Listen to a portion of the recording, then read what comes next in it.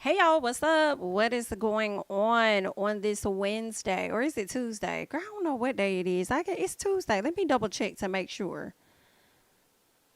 Girl, it's giving Tuesday. Girl, my days are so off. What's going on, everybody? Come on into the video. We are going to chat about a few things, as you guys can see on the screen here. Got to talk about Monique and her addressing why she refers to her husband as daddy. We got to talk about Angel Brinks, who recently celebrated a birthday.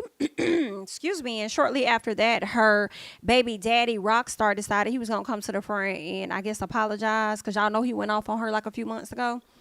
We got to talk about Erica Mena and this sit down interview that she had with Carlos King. And I only care about what she had to say about DJ Envy because right now DJ Envy is a big topic. Okay. We got to talk about Brian McKnight and the disrespect to the other Brian McKnight Jr. We got to get into Tyrese and the things he had to say to the baby mom, Samantha, ex-wife, because Samantha said she only left him because her friends told her to. We got to talk about Tyler Perry. Him feeling like, it was disrespectful for BET to charge him the price that they were charging him for it. And what his new deal is that's not including BET and how some of the winos felt about it when me and Bondi discussed it over on, Tasha's live pre-show.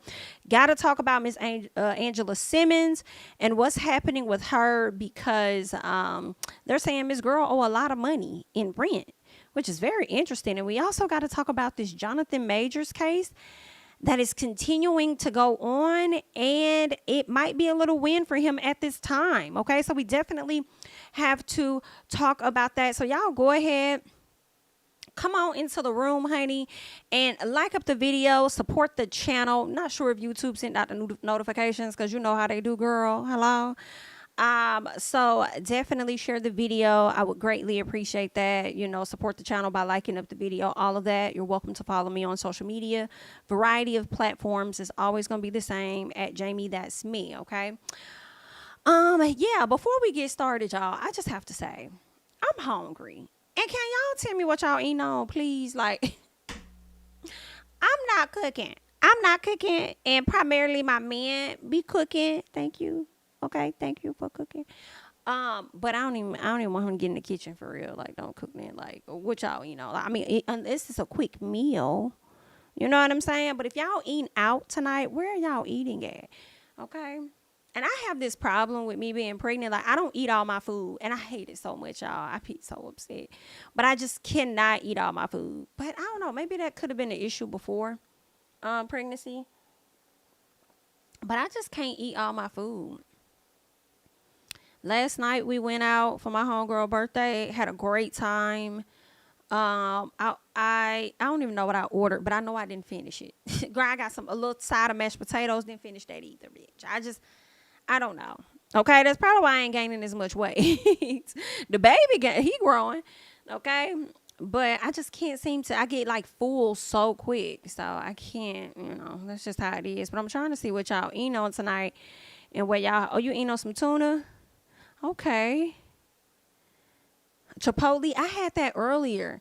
And because I don't finish my food, I split my bowl with him. I was like, okay, please get half of this because I know. And y'all know how Chipotle do. First of all, they overload it. But let me tell y'all, speaking of overload, this got me a little irritated. So I'm over there ordering all my food and stuff. And I tell the young man, I'm like, hey, can I get like some guac as well, some guacamole, whatever. And when I tell y'all he got these gloves on, so he gets this spoon and takes a huge scoop. And he look like he about the same age as my son. Baby, probably about 19, something like that.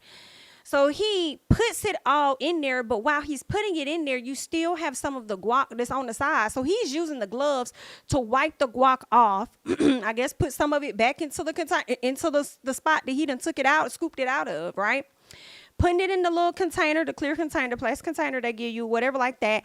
And when I tell y'all, I had guac from the gloves all over the fucking package. And I'm thinking baby coming to the register to pick up a napkin to wipe it off. Girl, he came to the register to put that that overloaded ass guac cup in my bag. I said, oh no, baby. I said, oh no, sweetheart. I said, let me get some napkins for that. Yeah, we're going to need to wipe that off. Like, what the hell? What is wrong with you? First of all, why you took that big scoop? Okay, that's number one. Like, why did you take that big? You knew that you was put like you what? I'm like, he must be new here, girl. He look like he about your son age, girl. Like he just getting started, and it's okay. But somebody done told him wrong. And then the other dude, he already was seeing the cashier was seeing that he was doing it wrong, so he went ahead and got some napkins to go ahead and wipe it off. He was like, "Be careful because this here is definitely overloaded." Yeah, it is. And why the hell? And I'm like, I can see how you be at your house. I can see how you be at your house, young man, and how you don't put shit up properly at your own home. Hello? And how your mama may be having to cuss you the hell out when you be dipping in her damn refrigerator or dipping in whatever dinner she cooked because you be taking too big of damn scoops. You know what I'm saying? And you got all this guac on your damn gloves. Like, I don't know, y'all. It ain't that deep, but it was deep for me in that moment. And maybe it was pregnancy, but I was like, bitch, no, he didn't. And then it didn't just have guac on there. The container had sour cream on there, too. You know what I'm saying? I was just like, you're doing too much, little man. But anyway, girl, I felt the way about it, but we got it cleared up and got it wiped down before I left, honey. You went and got you a turkey burger. Where you get it from? Where you got a turkey? That kind of sound good right there. You had some wings from Wingstop. American Deli got some really good lemon pepper wings, high key. And you get them like, I think I get lemon pepper mild or lemon pepper medium, something like that. They so good. You trying to Uber or DoorDash something? Listen, I'm with you on that because bitch, I really don't feel like leaving the house high key. I really don't. Oh, pork chops. Okay, haven't had that in a while. I haven't had pork chops in years, actually. Wings, blue cheese, and cucumbers. Okay. It's giving a piece of healthy. It's giving a piece of with the cucumbers on the side. Shake Shack be expensive for that Lux burger. Okay? And they wrong for that. Vegetable soup. Ooh, that sounds so good. Do you have the toasted garlic bread with it? Because if I have vegetable soup, like I have to have some type of garlic bread with it. But that sounds so good, actually. And it's getting cold. Well, it ain't cold, but it's getting cooler. What? I'm using a slice of cheap pizza with truffle. Truffle oil on it. And the solid seed. What is that? Interesting. Truffle oil. I don't think I ever heard of that. You made ribs, fried chicken, sweet potatoes, baked macaroni and cheese, baked beans with ground. Girl, who the hell you cooking for? Can you send me a plate? But, girl, who all is at the house this weekend? Is it family in this week? Is the kids on vacation? Whataburger come in clutch because they be the only ones open. I feel like Steak and Shake be open, but they be slow as hell. And don't nobody got time for that Cheesecake Factory. Okay. Listen, I'm trying to have a snap back. Do you hear me? Snap it right on back and get right on into that gym because I sure had to cancel my gym membership because I was like, well, I'm not going to be. But it was pregnant ladies working out at the gym, though. But I just didn't want to do that. You know what I'm saying? I was like, nah. And I really needed my chiropractor. So I was like, I'm finna cancel y'all. Boom. And then let me go ahead and add this chiropractor on here because a bitch back is throwed out. Hello? So after I drop this load, after I had this baby, I am going to go back to my gym. They be saying bump the portion size. I make them drain my Pico. I ain't think about that now. I don't want no soggy ass bowl. Listen, I feel you, but he did a great job with like putting my brown rice on there, my black beans. Let me get my chicken. Let me get the tomatoes, whatever Pico, whatever he put. He did a great job with that. But when I said let me get the green salsa on the side, sour cream. Girl, that boy gave me enough for 5 bowls. And I said, okay, now you pushing it. Like, we didn't need, you trying to give me all the damn ingredients, baby. And clean them damn gloves. Go take them bitches off and put some more on. Putting that shit all over the place. Okay? But I felt a little way. But anyway, okay. We gonna see. Y'all know one place I love, and they really don't have it near me. I have to drive about 20 some minutes to get it. Gusto. I love Gusto. Like, when I tell you I love Gusto, they have these little bowls. They have already pre-made bowls, different types of bowls. They had one that's seasonal. I forgot which one I got more recently, but they got some good bowls. It's to me, I feel like for people that may not know what Gusto is, it's kind of, I guess you could say, a mixture of Kava and Chipotle, I guess.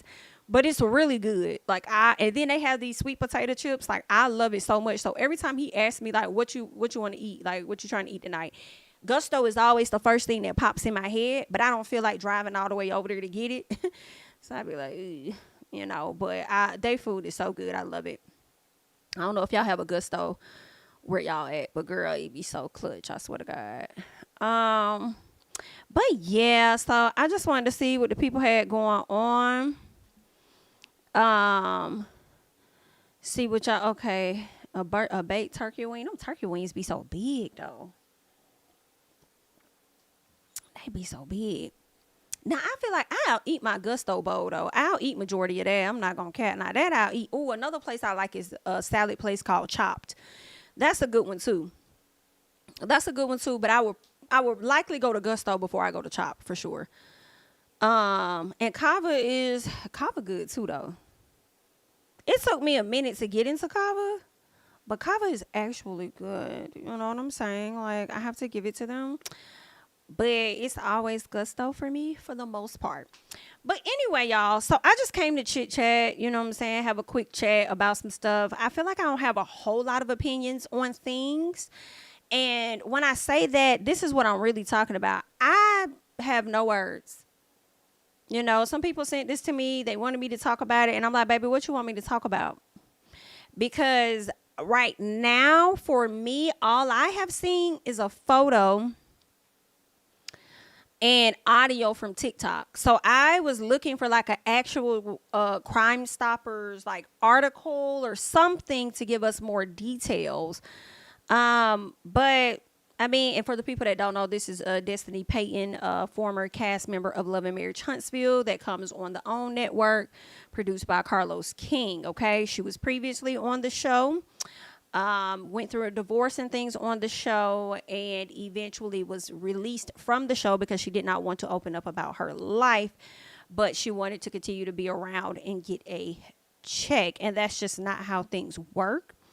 I believe she said that her ex-husband had her like restricted on the things that she could say, pretty much kind of like gagged her. I think like when when they finalized their divorce, it was things that she agreed to not do, which was, talk about details of their marriage. And I would have never signed that document at all. But for a person that don't want to share their life anyway, it's nothing for them to sign that, because they ain't gonna want to be ridiculed, but you damned if you do and you damned if you don't. So I feel like if she would have allowed herself to be able to speak more about that relationship, if it did paint him in a bad light, hate to say it, that would have been better and probably more profitable for you. But I don't know, what you've done in your past, and I really hate that for you. I don't know what you've done in your past for karma to come and hit the way that it has. And I do believe in karma. I do believe she be spinning the block a few times or not. But she has been lighting you up for some time, from the divorce. And I can't remember how it happened, but I think it was like a 3-week time span. I don't know if it was like he told her he wanted a divorce and then he filed 3 weeks later, or what it was. It was something. But whatever it was, she's, I think, been going through it for at least 2 years with the public embarrassment of this man no longer wanting to be with her just right after she had, given birth to their child. Okay. I believe she was living in the home, and he moved out or whatever. He was trying to give her time to get the hell out of the house. I think they even had to sell the home, which I think the home could be sold by now. Don't quote me, because I ain't really been, I've been trying not to follow a whole lot. of Love and Marriage Huntsville. What else happened with Destiny? I feel like custody of their child was up for grabs, up for conversation as well. And now they're saying that with this particular situation, she's being charged allegedly with forgery of her husband's signature for some particular bill or something like that. And I don't know how to fully take this. Like, yes, I'm seeing the Crime Stoppers. I'm seeing this supposedly on one of the local news networks of Huntsville. But I'm like, how old is this photo? I mean, she kind of looks younger on this photo. And I thought that, photos had to be like updated every like 5 years or whatever like that. So I'm like, is she within her 5-year range or however long? Like, how old is this ID picture? And maybe that's just the latest one that they had of her in the system. Who knows? I don't know, but it's supposedly supposed to be legit. But I just feel like, why we ain't got additional information if y'all trying to find these people on crime? Like, why is she not listed on like no Crime Stoppers site or something like that? So I don't know. I don't know if this is true or not. So I just kind of would want like additional details just for me. But I mean, good luck to Miss Destiny, girl. I don't really got a whole lot to say. But somebody down there at the news station, I will say, don't like y'all. And if this is, girl, somebody at Crime Stoppers don't like y'all either. Okay. What I find to be so interesting is that they pull, if they don't like y'all, and they are providing this information to the news networks and whoever else they are providing it to, a piece of me feel like y'all wasting y'all time because y'all giving us this information on the people that's the most irrelevant to the show. To me. Destiny ain't even on the damn show no more. It probably would have made more sense when she was on the show, and probably would have made more sense for her to not have lost her damn job. But if this is new and this is recent, then girl, that's a whole nother thing. You know what I'm saying? And then Kiki, and just because she got this piece of a storyline, like I still don't see the purpose of why Kiki on the show. But yeah, so that's what's going on. This is what's happening with this lady here. So we'll have to see. And then I'm just wondering, like, how real is this? Like, did he really give her? Because see, I don't know the ins and outs, and I also don't think that Destiny's is innocent, nor do I think her husband LeBerick is innocent either. We just never got to see that side of him because he's not on the show, and because we saw more of Destiny, it's easier to paint whatever picture we want to paint of her. But I'm wondering if he could have let that lady stay in that house, use his name, whatever, and then when they fell out, want to sit up there and say that she forged his signature or some shit. Like, I don't know. It could be a scheme that somebody came up with to come to us. But when y'all get more information, maybe we'll see what's what. But, I mean, right now, all we have is a floating image and no additional details, high key. But like I said, good luck. Mm-hmm. So that's just where I'm at with it, y'all, because, whew, I don't know. Somebody said that's crazy if it's true about this today. Listen, I mean, maybe she thought it was okay, because she was married to him at one point. But, I mean, I'm questioning, like, did he give her, because he allowed her to stay in the house, didn't he? Didn't he allow her to stay in the house even after he left her while she was figuring that stuff out? So maybe he also told her, go ahead, I'll take care of this, I'll take care of that, or whatever. So I don't know what he could have agreed to and could have possibly flipped the switch on her. And so who knows? I don't. But that's really it. Let's keep going, okay? Because there are other things that I would like to get into with the people, and I'm trying to see where I want to start because it's a lot of things we're gonna talk about. Let's talk about Tiny real quick. Let's go to Tiny, okay? Because they're saying that Tiny, T.I.'s wife, also member of Xscape, one of Candy's close home girls, Tiny is asking her followers to raise $60,000 for a celebrity bodyguard who was sentenced to 1 year in jail in Dubai for protecting Trey Songz. Girl, now listen, y'all. Let me switch the camera over. Because before I even get into what Tiny's saying, y'all, forgive me. Let's just, get comfortable, get cute. We have to look up why this man even has a year in jail. Let me look this up. Okay, boom. So we on a Daily Mail. And this looked like it was a day ago or something. So before I get into what she even trying to ask the fans to do, girl, I need to know what the hell. Hold on.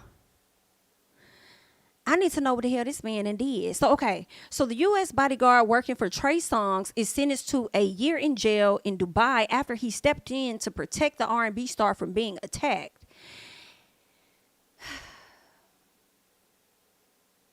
Let me be quiet. A celebrity bodyguard has been sentenced to 1 year in Dubai jail after he stepped in to protect the singer. Cornell Whitfield was doing his job when he put himself in front of the singer, who had been confronted by a man as they left the luxury Five Palm Hotel. To calm down the aggressive hotel guest, who was swearing and waving his arms, he claims that he gently tapped the man's face.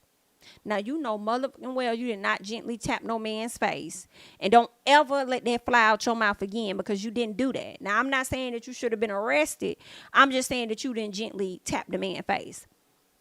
Now, the 40-year-old, who is rap star Lil' Kim's personal bodyguard and has provided close protection for a host of other stars, thought nothing more of the confrontation and flew back to the United States after the incident.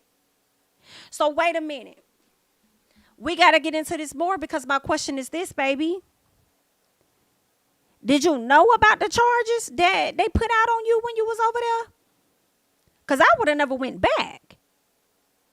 Or did they expedite your ass back over there? That's what I'm hoping they get into as we get into this article. Child, and now here it is right here. They're saying, but when he returned 2 months ago, he was arrested on an assault charge after being told the man he had struck had filed a criminal complaint. How would they have known that it was you? How did they do the investigation to find out that you were the person that indeed struck this man? Am I tripping? What? Girl, this is some messy shit here. Girl, Whitfield was told he had to pay his victim $60,000 to have the charges dropped. Girl, what kind of extortion they doing over there in Dubai? Girl, I got to pay the victim to get the charges dropped? Who said that? Who said that? Is that the law over there? Or did the victim hit you up and say, yeah, if you want these charges dropped, you're going to have to pay me 60 racks? Who said that? And wait a minute, Tiny. Because you coming to the front asking the people $60,000.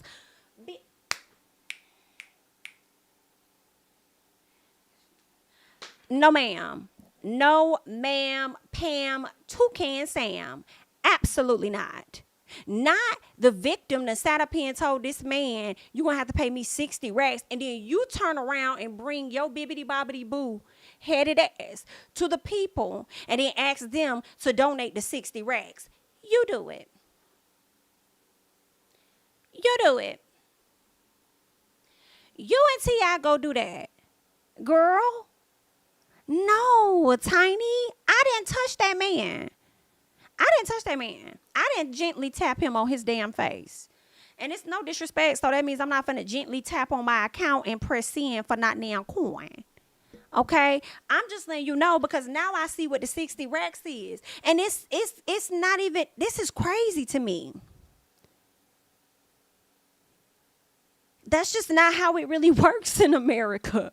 You know what I'm saying? So I'm like, they are allowed to do this? Let's keep going, child, because girl, this mouse is acting up. Let's keep going, because this is not making sense. Am I tripping? This is not making sense. Where is Trey Songz coin at? He ain't got 10 racks. I know he being sued every month for the shit he has done in his past. But if he had a coin to fly over there to Abu Dhabi, then girl, he had a piece of a coin to go and get his bodyguard out. And then let me tell you what's sad.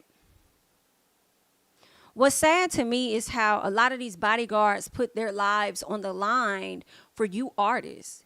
You artists who appear to make millions of dollars for your image and your talent.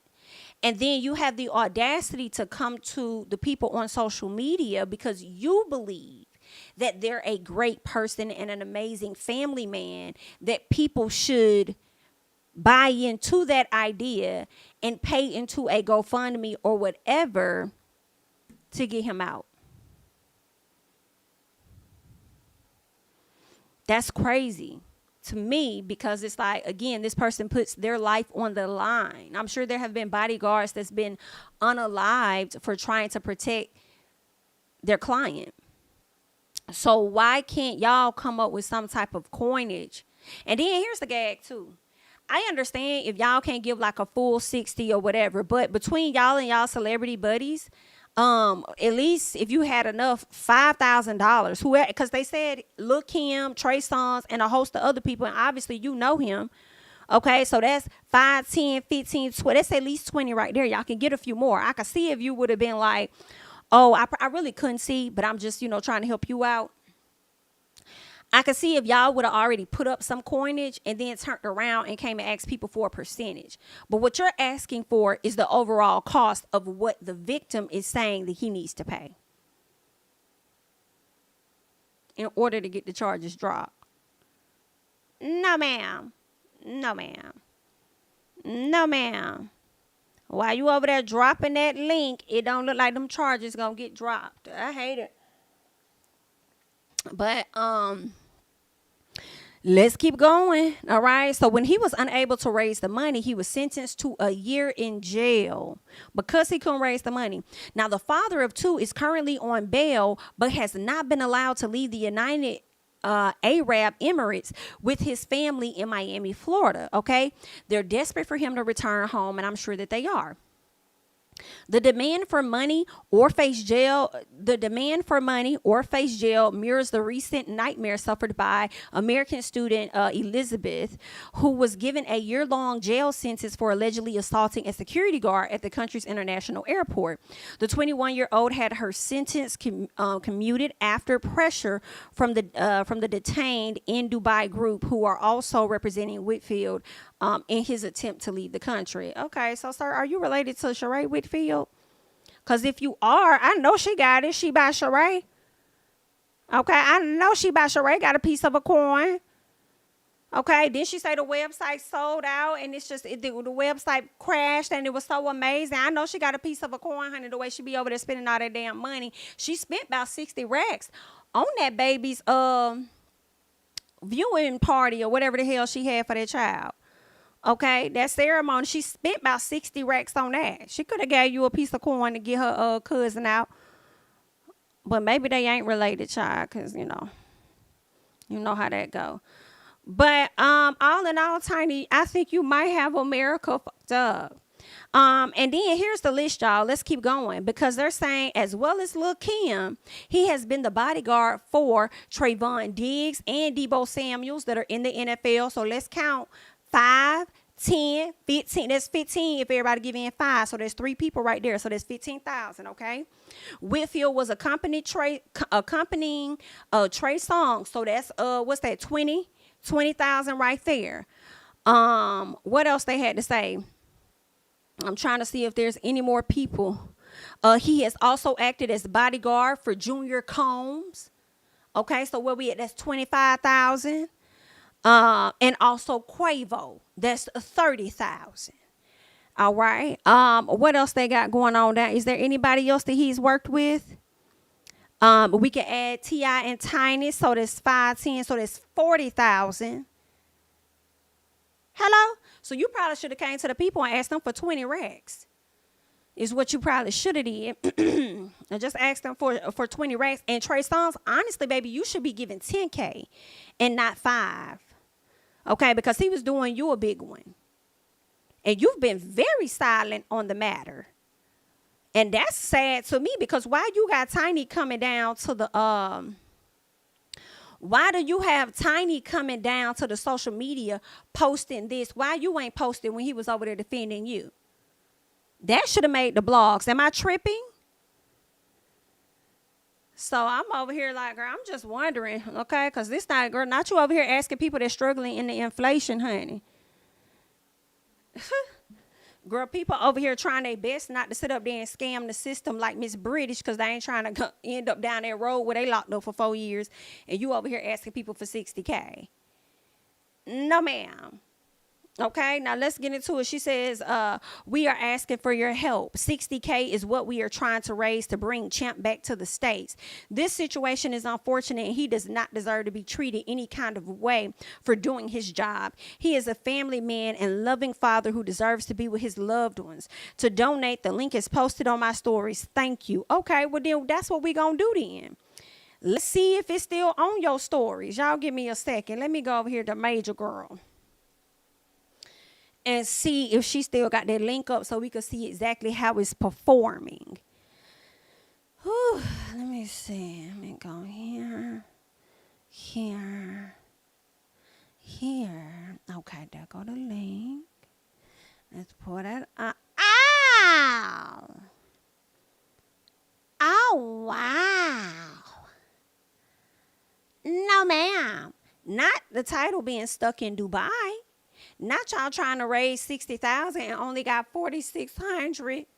Where is your celebrity friends when you need them? Because yeah, the way y'all flash on social media, y'all got more money than us. We the ones that's broke. Go ask Ari the Don for some money, because she stayed talking about how people broke. He probably was her security guard too. Go ask her for a coin. I hate that he locked up for doing his job. I really do. Let me see. He has already paid more than $30,000 for housing and legal fees. Why is he paying a housing fee? Oh, because I think they gave him bail and he has to live over there. And Dubai is expensive. The $60,000 will help Cornell with more legal fees and expenses that are occurring daily. No, BITCH, it won't. I'm sorry. Am I tripping? Absolutely not. Absolutely not. Let me go, because I'm like, girl, y'all know I be having to get into some things. The Dubai police never advised Cornell of his rights or that he could have brought a complaint against this person. I have learned that the police in Dubai will file charges against the first complaint that comes across their desk. Well, you should have filed one for your got on their flight anyway, which is unfair because it will deny Americans the opportunity to defend themselves. It's always going to deny us because that's not our country. We're always going to be denied the opportunity to defend ourselves. Okay, girl, do you see what's happening over there with the Palestinians and the Israel? Okay, somebody is being denied the right now to defend themselves. And we going to choose whatever side we choose, because that's just how he is. But anyway, it's not our country, so we always going to get the short end of the stick when we on somebody else's land. It seems like Cornell is being exploited over there. Is he? How? Bring the details. How is he being exploited? He has already paid more than $30,000 for housing and legal fees. The $60,000 will help Cornell with more legal fees. How is it going to help him with more legal fees when they said over here in this piece of an article, ma'am, okay, that the man told him, you can give me 60 racks. Whitfield was told he had to pay his victim $60,000 to have the charges dropped.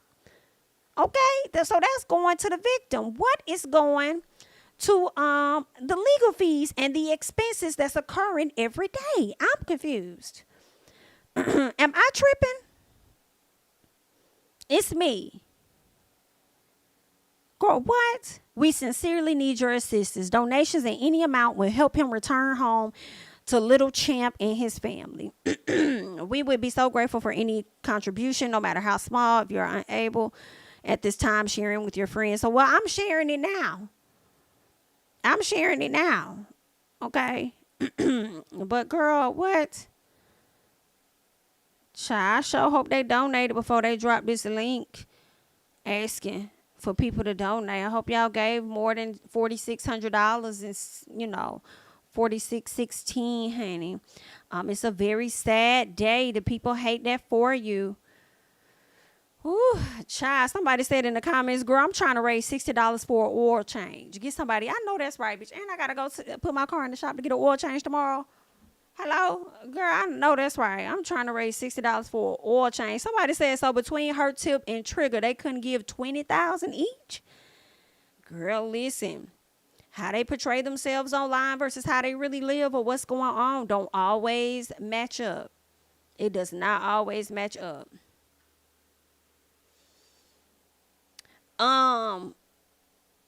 What you mean, Kim? Why he there? Why you mean like why he's still there? Because they bailed him out, but I don't think that they're allowing him to leave. I don't think they're allowing him to leave. Like, he's bailed out, but I don't think he can leave the country with whatever he got going on. So I don't know. Girl, that's what it's giving. They stay in Dubai, but they don't know nobody that got a little power that can help them out, child. That's what it's giving. But I just had to come to y'all and run that by y'all so y'all know what's going on out here. Okay? Now let's go ahead and move on to another story that has struck the nation, I suppose. Jonathan Majors, okay? They're saying the woman that accused him of strangling her is officially charged. Now, y'all know they had been trying to charge her. First, they couldn't get it. Well, I think the DA couldn't get in touch with her, right? Because she went kind of silent, cold, wasn't really talking. Then it came out that his people had already given evidence to like the NYPD on their situation. And the DA was trying to step in between to prevent that from moving forward in the case, because they trying to build up this case and pin this on this man and say that he assaulted her. I wasn't there to really know what the hell happened. But I do know how DAs can be. You know what I'm saying? Or prosecutors or whatever, whichever one's the which, okay? The ones that work for the state. I do know how they can be. Even if they don't have a lot of evidence, they will definitely push and try. And it makes me question, like, do y'all get bonuses or something? Like, what the hell? Like, if you don't have enough damning evidence, like, why would you do that? Why would you further push it to be that he was the aggressor when you knew this whole fucking time that she was the one that was the actual victim? Why would you do that?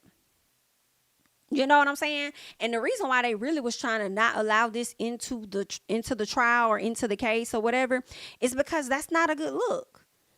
They gonna end up having to make a deal or dismiss this case altogether, because if they take it to trial or something and they see this evidence, like that's just not a good look.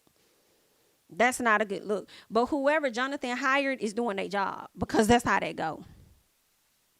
They doing their job, but let's get into it. They said, according to multiple reports, Grace Jabari was issued a summons to appear in New York to receive an assault charge. Okay, if you can recall, Jabari alleged that Majors hit her in the face, causing her to have a bruise behind her ear. She also alleged that he injured her finger and put his hands around her neck. Majors was arrested in March and charged with assault, attempted assault, harassment, and aggravated harassment. A strangulation charge was later dropped. Excuse me. First of all, child, I didn't even know the strangulation charge was even dropped. That's the thing for me. Interesting. So that's the main thing that she was alleging, but that's the thing that got dropped. Now listen, y'all. I wasn't there to know what that man did, but what I can say is that this is an interesting turn from how it was playing out originally, how all of this information originally came out. And I mean, when I started going through the articles and stuff, I started saying how things didn't make sense, because when we first started, I even caught some of the discrepancies in TMZ reporting. And I'm like, that's weird, because y'all said that he called the police. He was the one that was calling the police, needing help, right? I don't know if the help was for him or for her. I think it was for her. But then when the police got there, they flipped it. But then the more we read the stories, it was like she called the police. I'm like, well, which one is it? And it's just so interesting when you see how media can twist and turn and make stories out to be what they want them to be. You know what I'm saying? This big, buff, black, successful man with this, and you know how the story goes, you know? So it's just interesting. They're saying Majors has always alleged that he was the victim because Jabari attacked him. I feel like her response would have been a natural response. I'm not saying she right. I'm not saying she right, y'all. I'm just saying it's a natural response if she looked at your phone, saw you texting another BIT, and that other BIT was Megan. Hello? So yeah, I wouldn't be. I'm not surprised if she probably cut the hell up. If you can recall, she went out to the club shortly after making the claims. From the beginning, we have said Jonathan Majors is innocent and provably the victim here, is what his attorney said. Mr. Majors met with the NYPD to present them with the evidence of what really happened that night. And here's the gag: what I truly believe. I believe that the NYPD has had this evidence since April. I think the incident may have happened late February, early March or something. But I believe that after, he got I think gave her key back, or either she gave him his key back, and they went their separate ways because they couldn't talk to each other. I believe that after that, they got all the discovery, all the evidence that they needed, which is why they was pushing to have the case resolved and dismissed by May, because they knew they had already given the NYPD everything that they needed back in April, which that's how it's clicking for me, how I'm thinking it makes sense. But who was standing in the way? The prosecution team was standing in the way because all they saw was this big celebrity, this black man, this little woman, this little white woman. And yeah, this is a major story. Da da da da da. So I don't know. I don't understand their full motivation behind it, but they definitely was trying to stand in the way of this young lady receiving these charges, though. I am aware of that. I am aware of that, and they finally got them charges on her ass, but she ain't even in the country. But girl, let me tell you something, you might not want to come through, because your ass going to be tied the hell up like Mr. Whitfield over there in Dubai, and they're going to be putting a GoFundMe up for your ass too, girl. But they said Miss Ma'am had fly. I think she went back to London or something. So good luck, okay? Because one thing about America that kills me when it comes to Hollywood, yeah, we have a lot of successful American actors, but they go outside of America and get a ton of talent from London. And then those people from London, hey, Idris Elba, how are you? They come over, or from the UK, whatever part of it, they come over with these American accents, and then we don't find out till years later that, oh, they're not even from here. Da, da, da, da, da. I have my own little feelings about that, child. Because I be feeling like they be robbing some of these American actors of opportunities as they go out of the country to get these people. But then I also know that it's probably cheaper to get them, cheaper to keep her. So I'm just saying all of that to say that she's an actress from my understanding. So with her being an actress, America often goes over there to the UK to get people to come and do American work. So she likely may book some jobs and need to come back. So that's going to be interesting, because you're going to need to get this situation resolved before, I think it may halt your career a bit. So you might want to get that figured out, child. But that's on you. And it's just, I was reading some of the comments that had me tickled. It was more so on the Shade Room. Where people was like, ain't no damn way all y'all in the comments. Ain't no way all of y'all in the comments is Team Jonathan. Y'all was singing a whole different tune at the top of the year. Y'all owe that man a damn apology. Like, the comments had me so tickled. That's why I didn't want to really say what was what. You know what I'm saying? I didn't want to put that on him, because I didn't know. I didn't want to say you did this or she did that. I just wanted to see how it was going to play out. But I feel like it's still playing out, because I don't think charges have been dropped against him. So I don't think they saying he didn't do just anything at all. I don't know what that man did. But what we can say at this time is that she's looking bad, because now she's being charged. And that's something they've been trying to put on her for months. And the prosecutors kept stepping in the way of that. Girl, that is crazy. This was one of them. They said, out of all these comments, y'all telling me none of y'all was dragging him when it happened. Now everybody pro him after y'all advocated for his career to be over. Everybody owes this man an apology real fast.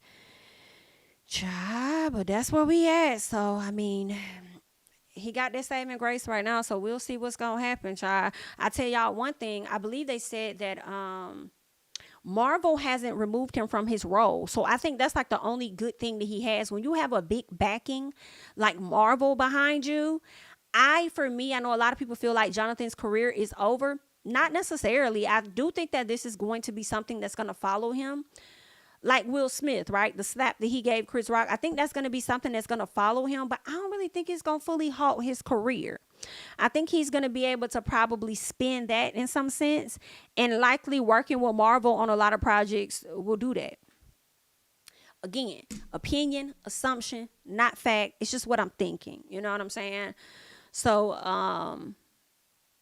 yeah. So, good luck. To you, sir. We'll see how this gonna play out for you and your relationship with Megan Good and stuff. I know I saw a lot of people saying, telling him that he shouldn't be with a white woman or something like that. Like, you need to stick with Megan or whatever the case is. Like, stick with Megan because these white ladies that had you tied up. I'm like, really, any of these ladies that had you tied the hell up, in all honesty, because I've witnessed black women too. So, I mean, I have to be honest. Show they dog ass, okay? When it comes to these men and be lying and shit. That's why for me, I can never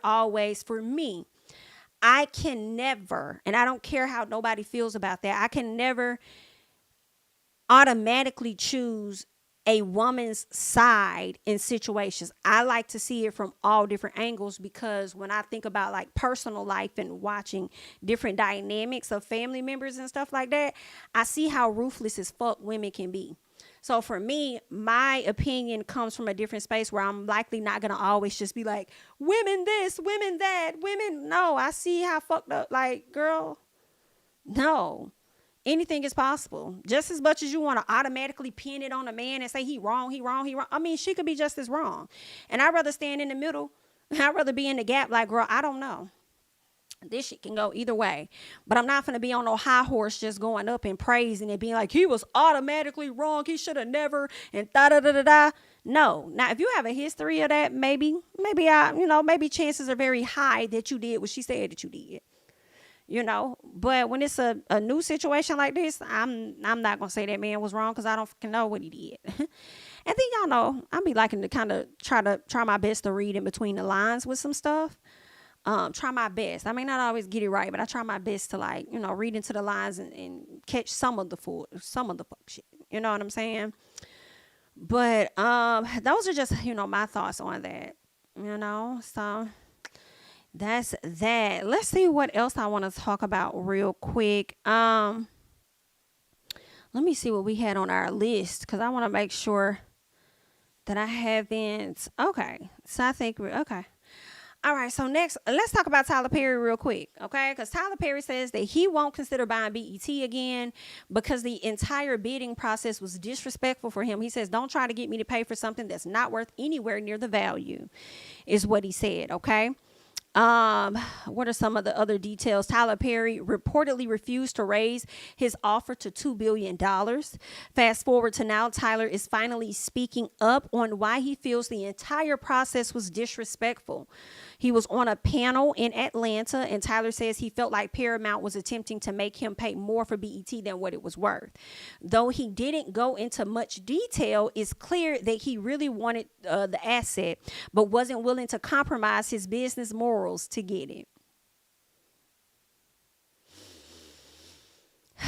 And this is the correlation that Bondi and I was talking about on the pre-live show with Tasha K, that a lot of people did not catch or get. They felt like the two weren't the same, because remember, Tyler Perry did a sit down interview with Crystal, and he was talking about pretty much I feel compromise and worth and value when it comes to a man not making as much as a woman. And I feel like that's interesting. You're not willing to compromise your business morals, but you want women to sit up there and compromise. And the biggest thing for me is I be kind of getting tired, I have to be honest, when I get tired of the conversations when they try to align it to where, in so many words, women should settle. And it's like, stop having conversations towards the women and start having conversations towards the men. You know what I'm saying? Like things that women should be okay with, instead of like, y'all need to have conversations with, because like he said, he laughed and said a lot of women are like, I want this type of man, I want that type of man, I want this type of man. And he was like, huh? He laughing because he's like, he don't believe that they would get it. Got you. But they could if you start having more conversations telling men about how they should rise to the occasion, because the women are outpacing them, whether it's education or it is finances. You know what I'm saying? So that was my problem. You want to talk about value, you want to talk about worth and everything, but here you are faced with the situation, and that you're not even willing to compromise on because of the worth and the value of it. So yeah, maybe if you would have changed your tune of conversation when it came to women and put that really on the men, maybe we would be okay. You know, but it was funny because what I loved was the comments under Tasha's Instagram post, because a lot of people didn't get it. And I just thought it was really funny for the most part, because I said if Tasha said the exact same thing, the winos would go crazy about it. So I just thought that was very comical and wanted to reiterate exactly what we were trying to say again, all right, over here on this channel. But anywho, Tyler says, I was disappointed about it for a number of reasons. The way it happened was disrespectful in a lot of ways. Don't try to get me to pay for something that's not worth anywhere near the value. Well, okay, that's funny. Don't try to get somebody else to settle for something that's not anywhere near worth the value. He says, no, God bless them. He added of Paramount, I'm still working with them. I wish them the best. Okay. Now, in addition, I think I mentioned this when I was on the live. I'm not sure if that was posted or not, but I was saying that Tyler honestly should create his own app. Instead of having TBS, he needs to create TPS. Okay. That needs to be a network owned by Tyler Perry.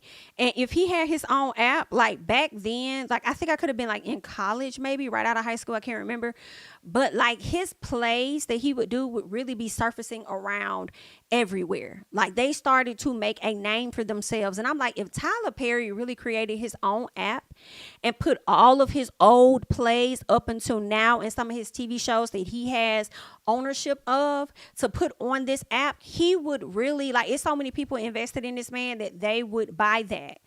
And then get your own network like Oprah. I wouldn't have even considered buying BET high key, because I feel like mainly his content drives BET, and I get it. I definitely understand, because like I said, your content drives BET, so you probably thought that you had a better chance of, like, you know, winning or whatever, winning the bid. But for what? Like, just go and create TPS. Any millions, it didn't even have to be billions. Any millions you were about to put into BET, go put it into TPS. And you know what's interesting? I feel like a lot of black networks, I mean, they don't want us to have none. I feel like UPN showed primarily black stuff at one point, and then I feel like UPN may have gotten bought by CW. Then you had the Oprah network, and now they're bought by Discovery. And this just happened last year, so ain't no telling what changes they're going to make to the network over time, because Oprah don't even own as much stake in it. They just using her name personally for vanity purposes, in my opinion. Now you got BET. They bought that years ago. And nothing really is nothing is really on there. Nothing is really on there. Y'all don't even put millions of dollars or anything or billions or whatever into the TV show. And into the award shows like y'all do with the Grammys and Oscars and all that other shit that y'all do. And you got the audacity to ask this man to pay all that money. But are we surprised? Because they did the same thing to Bill Cosby when he was trying to buy, I believe, NBC or buy something like that. They kept raising the price on him. You know, but my thing is this: if you go and you create your own, Tyler, which is something I recommend, I ask that you not sell it. I ain't gonna say sell out, but that's kind of what I mean. Like, don't sell it to them. Keep it. I don't know how they apply pressure. I don't know if they make you feel away and you gotta, you know, like they apply pressure, making you feel uncomfortable to where you gotta sell it. I don't know if they offer you so much money and it just makes sense and you just, you know what I'm saying, I made this one, I could go make another one. I don't know, but that's where y'all be kind of like messing up, because then they take all of these networks under their wing, and then they just start canceling our shows left and right. Like, no, create your own stuff. And then, honestly, I would have been created TPS, and I would not have put shit on BET Plus. I would have did a partnership like All BLK, All Black. All Black has a partnership with WeTV.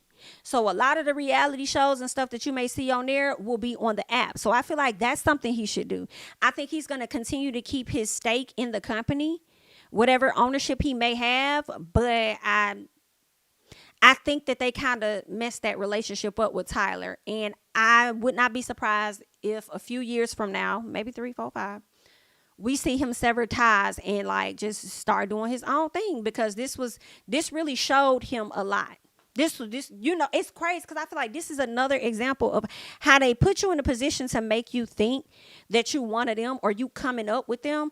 And then they always figure out their way to sun your ass and let you know that you really ain't on that level like that.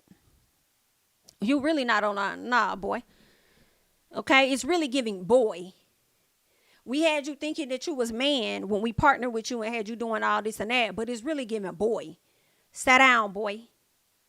Okay, that's what it's giving, and I hate that for you. But what I am happy for when it comes to Tyler Perry, I have to give him this, is the deal that he made with Netflix, because Tyler Perry does good movies. I do not care. I really feel like he does good movies, especially when he partners with like a Lionsgate. Of course, Netflix. Y'all remember that movie that I had? I did a review on it last year, or no, I think it was earlier this year. The movie he partnered with Netflix to do, and I can't even think of the name of it, y'all. Dang, I forgot the name of that movie. Somebody drop it in the chat if y'all remember the name of the movie that we talked about that Tyler did on Netflix with the brothers. And it was like back in the day. Oh, I can't think of it. It was like a flashback type film. And it was like kind of like, I guess like right after slavery days. I guess you could say, was Journey in that? I don't think she was in that. I'm over here trying to look and see if I have it. I'm like, what was the name of that? Nope, not Fall from Grace, girl, not the way them wigs was saying. They had my girl Cicely up there. No, ma'am, it was something, man. The Perry man, the something man. Damn, what was the name? Jazzman Blues. Thank you. That's it. The Jazzman Blues. That's it. That right there on Netflix was so good. That was so good. So I'm going to give it to Tyler Perry on that. Thank you, it's Tony actually for that. He did good. So they're saying that he struck a new deal, a multi-year first look deal with Netflix that will see him write, direct, and produce features for the streamer. And see, y'all, if the price start going up, remember the conversation last week was like, oh, they're trying to charge people like $22 or something. Now they're trying to go up by a few dollars.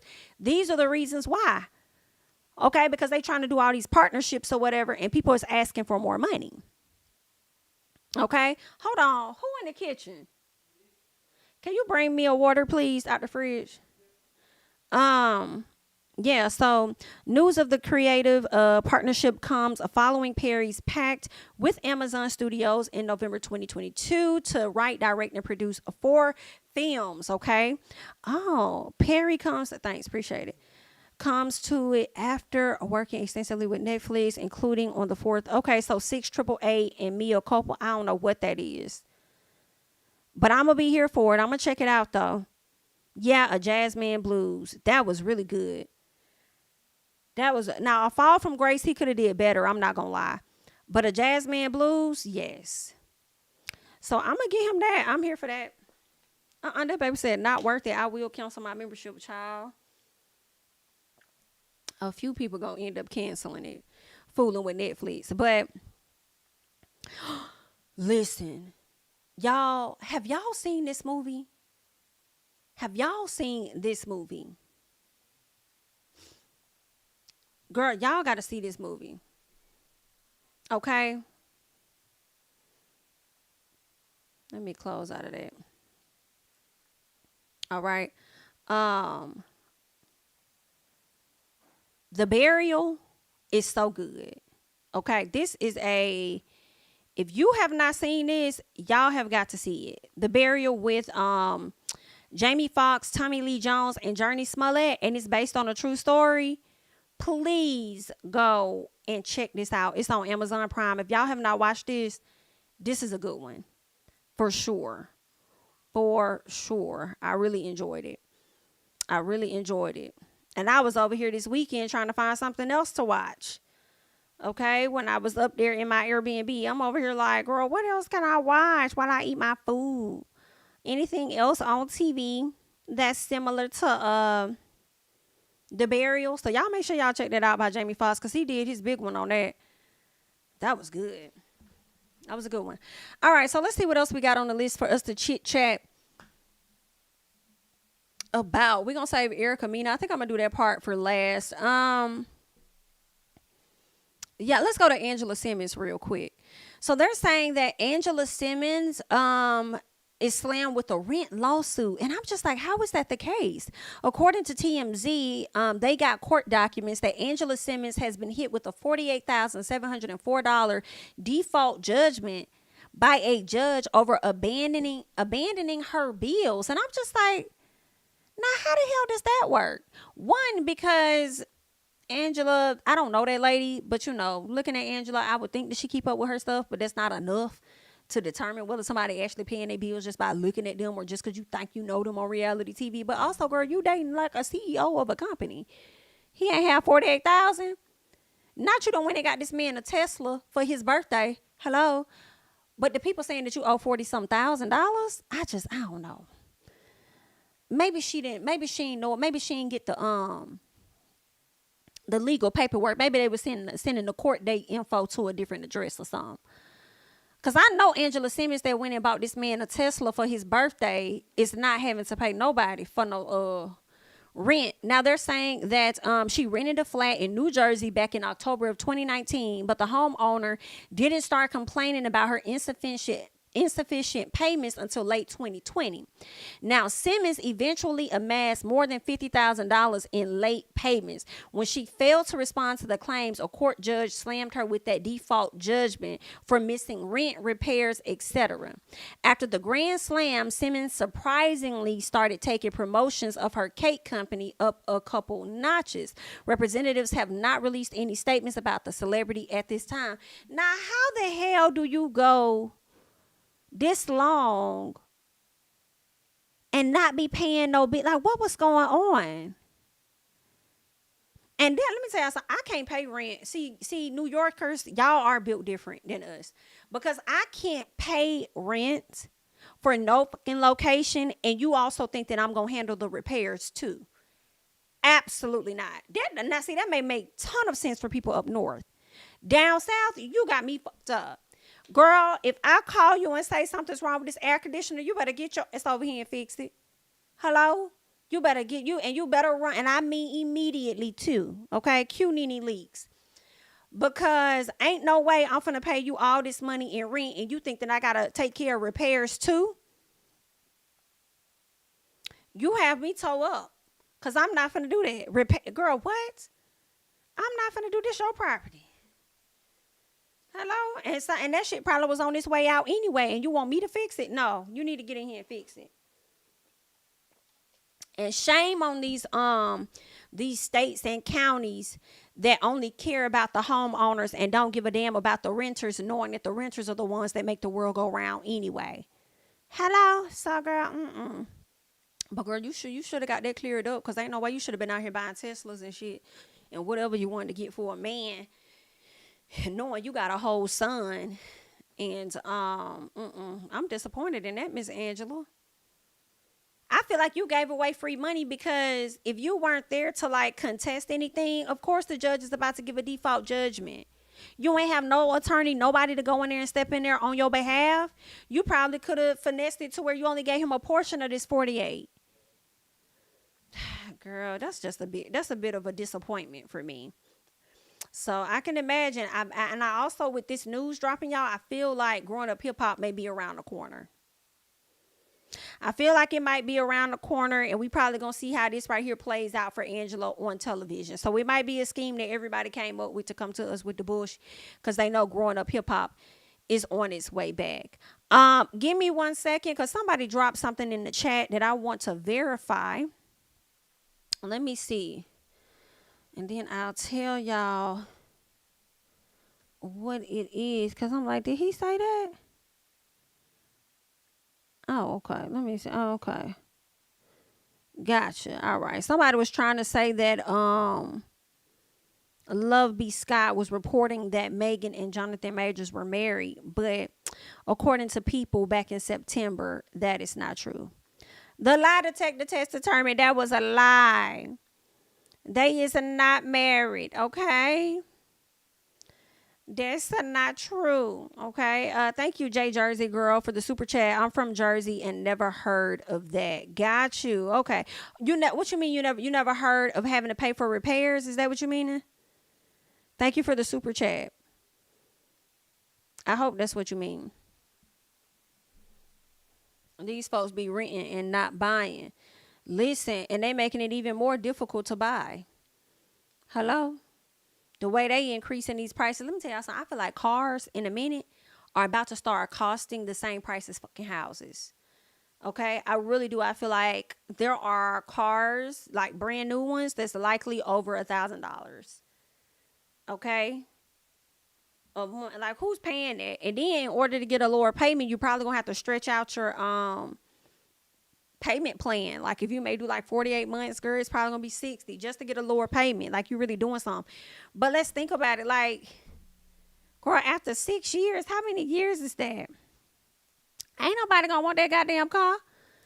Let me see, 12. Girl, 5 years. Ain't nobody gonna want that goddamn car to be stretching out that payment that damn long. But I mean, it be like that. Only pay for repairs if it's your fault. I guess that makes sense. I guess that makes sense. Starting at 7% interest. You talking about the houses? Okay. Oh, you know what, Deidre? I did see that. Let me hop over here. I did see that, and that was alleged by Gossip of the City. Hold on, y'all, so y'all know what we talking about. Girl, this was messy. I said, why she put that out here? Do she still got it up? Here we go. Now, see, this is some messy stuff here. And this is what Gossip of the City is reporting. She says either Gotti and Angela broke up or she getting cheated on because he was with his nurse boo in Vegas last week at the Aria Hotel. And then posted his real love that was seen with him at the Aria Hotel. I didn't go over there to Twitter to see who that person is, but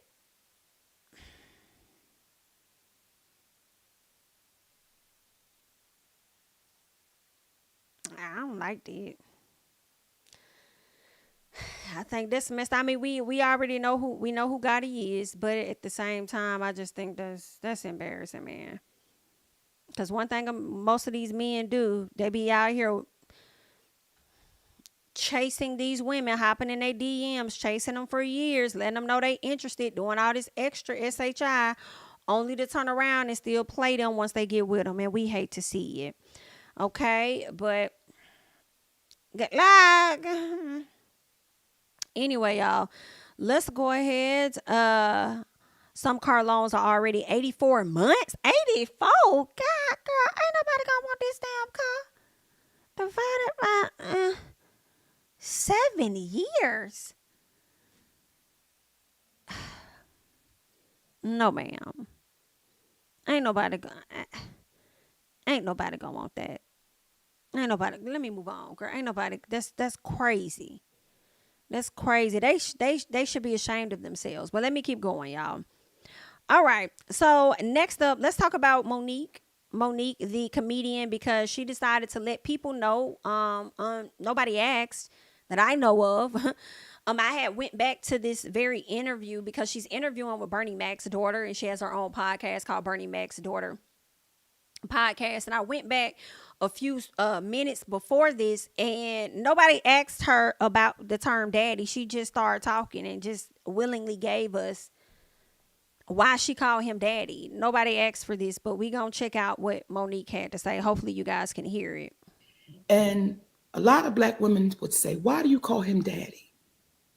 Because he's raising me. He's raising me. My father probably stopped giving me what I needed when I was around 13 years old. So now you got a woman that's 13, and now I'm 35, and now I got a bunch of money, what we consider to be a bunch of money. Let me just be real clear about that, okay? Now I got this money. Now I'm taking care of everybody. Who gonna check me, boo? Who gonna make me grow up? But when we were just best friends, and when we got together, this is what he said to me. He said, when we were best friends and you were married to other men, you were not my responsibility. You were my sister, but not my responsibility. As my wife, you are my responsibility. And a lot of black women would say, why do you call him daddy? Because he's raising me. He's I don't like this so much. I just feel like when you do that, labeling this man as daddy. I mean, I get we play with daddy sometimes. We be like zaddy, whatever like that. I just feel like you giving him too much power to me. And though your explanation of it doesn't make sense. And I feel like also like as much as to her she tries to talk in this soft tone to I kind of feel manipulate just a little bit. It doesn't work.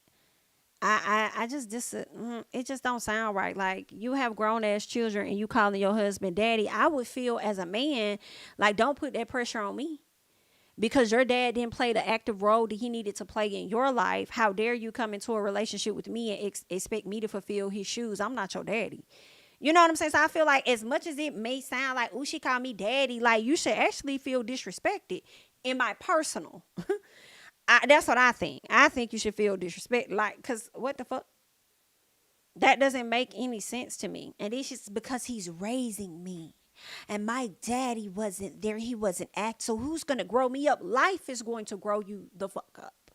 Experiences is going to grow you the fuck up. Like, I'm confused. Your children are going to grow you up. Like, what is he supposed to do? He's still probably trying to raise his damn self because of the trauma and things he may have experienced. And I feel like everybody has their own bit of trauma that they may have gone through, whether they had both parents, one parents, no parents, or whatever. So he got his own stuff that he's trying to deal with and continuing to raise himself as well as the boys that y'all got together or not, whoever they are to him. And you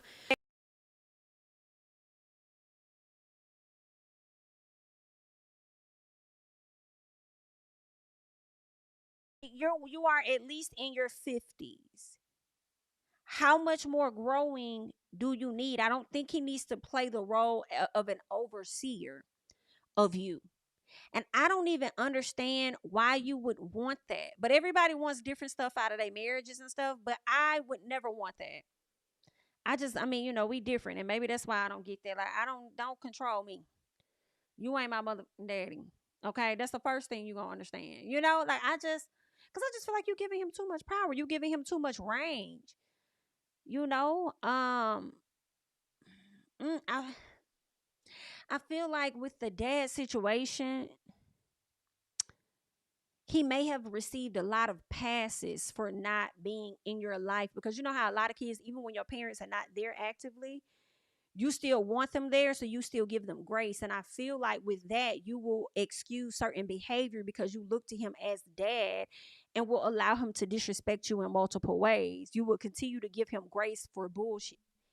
I just, it didn't land for me the way that you tried to make it land, you know, and that just kills me softly. but when that man, Let me see. when Let we me were go just back. best friends, and when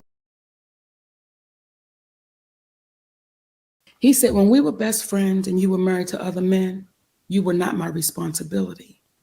You were my sister, but not my responsibility. As my I have to pause right there because I'm like, of course you weren't his responsibility. You wasn't his woman. He's not saying anything profound here. You was my sister. Like, I mean, I didn't have to do you. Of course, she was somebody else. Duh. Where are we going? wife, you are my responsibility. And a lot of black women would say, why do you call him daddy? Because he's raising me. What? He's raising me. And how long have y'all been together and how much more raising do you need? My father probably stopped giving me what I needed when I was around 13 years old. So now you got a woman that's 13, and now I'm 35, and now I got a bunch of money, what we consider to be a bunch of money. Let me just be real clear about that, okay? Now I got this money. Now I'm taking care of everybody. Who gonna check me, boo? Who gonna make me grow up? But when we were just best friends, and when we got together, this is what he said to me. She's not saying it's not landing.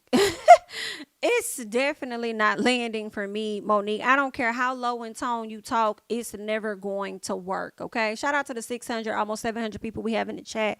Definitely like up the video because we don't even have half of that number. We only have about 264 likes. So we could get to 300. That will be awesome. So definitely support the channel by liking the video. She's confirming that men don't give a fuck unless they consider you theirs.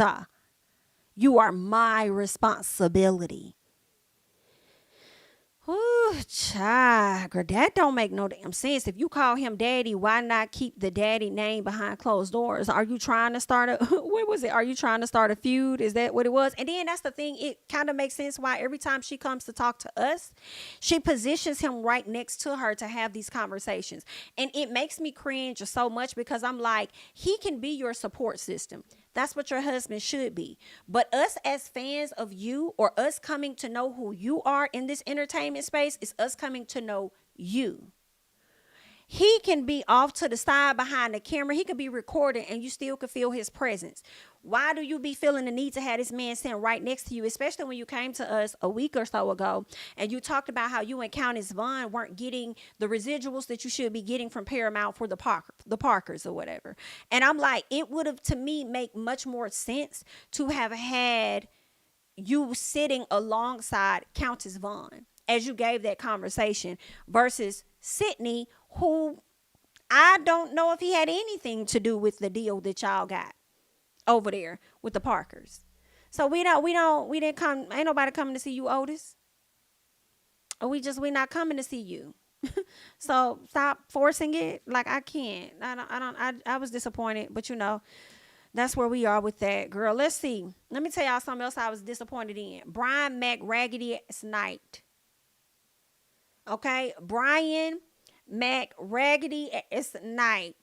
That's who we about to get into. And I used to love this line. I'm gonna be honest with y'all. Girl, I'm not gonna give up back at one.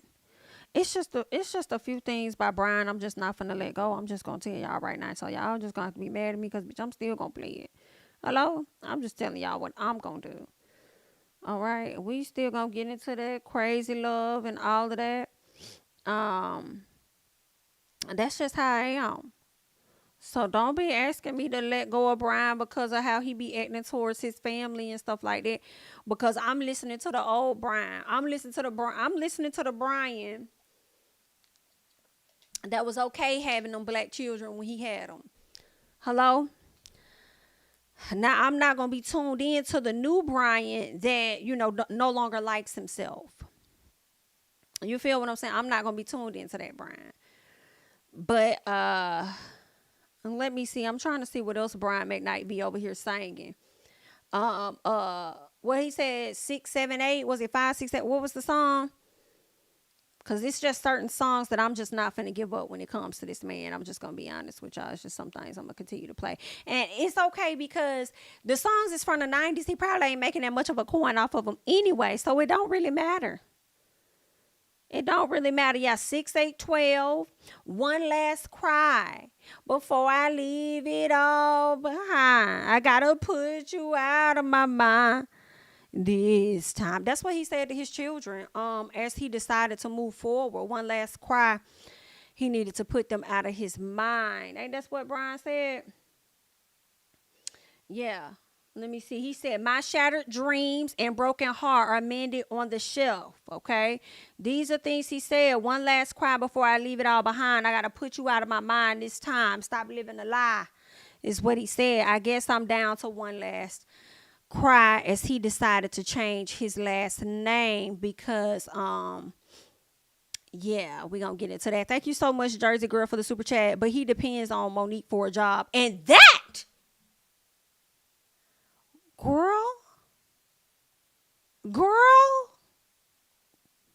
And Girl, but that's daddy though.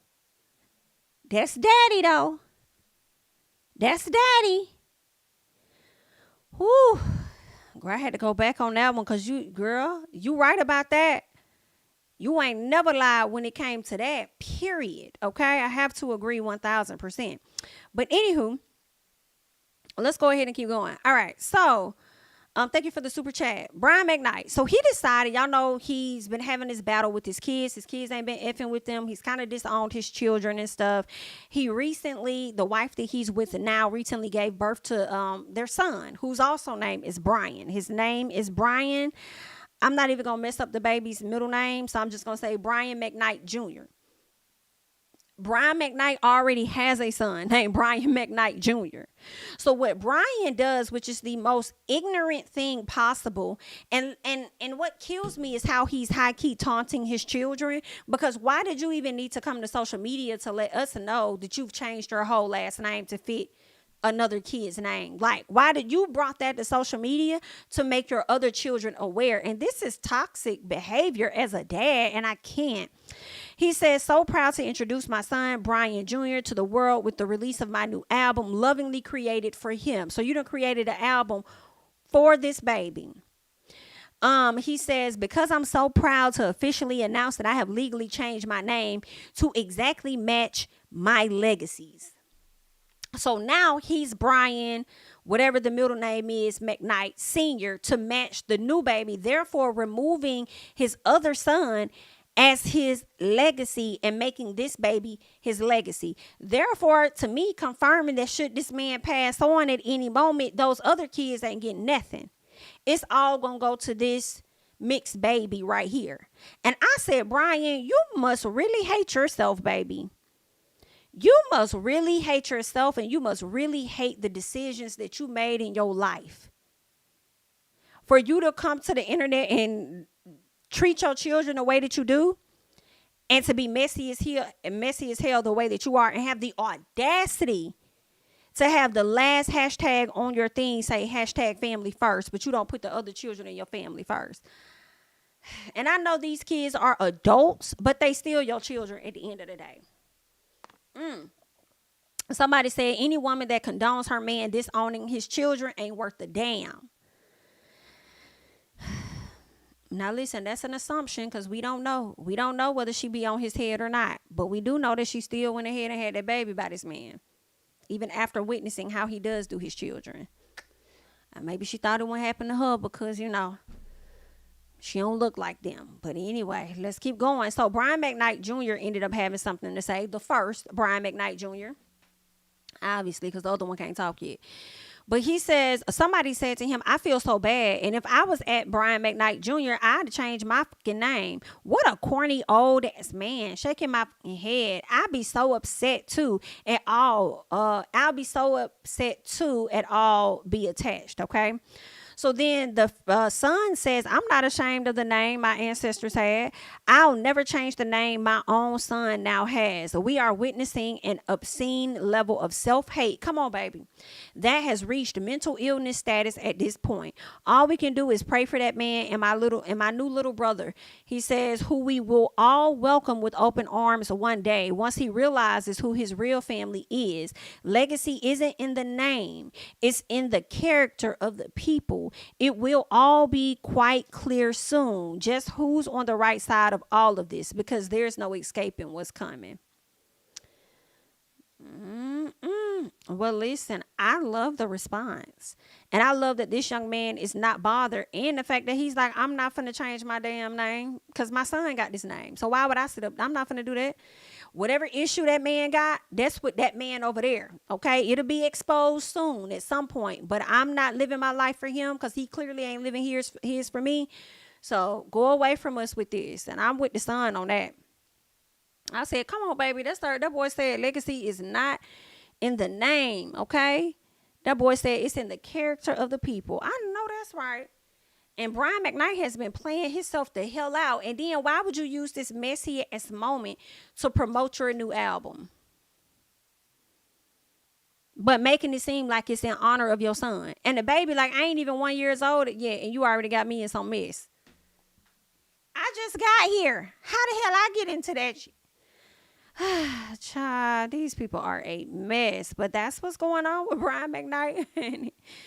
Okay, that is what's going on. Who else I want to talk about? Let's go ahead and get into Angel Brinks, okay?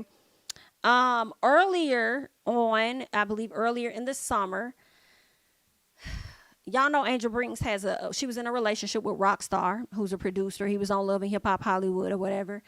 And they were in a relationship. They also have a child together that I hate so much, but hey, I didn't choose that for them. She did, whatever.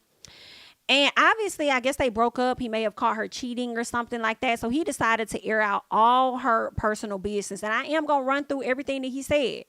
Okay, just as a reminder, recap. And then we're going to talk about where he is today, because now he is apologizing, it appears, okay, for his actions, or more so like regretting some of the that he said. He says, my son's mom from Basketball Wives, that y'all all know is heavily scandalous, got caught cheating on me in our house in the movie theater with the NIGGA.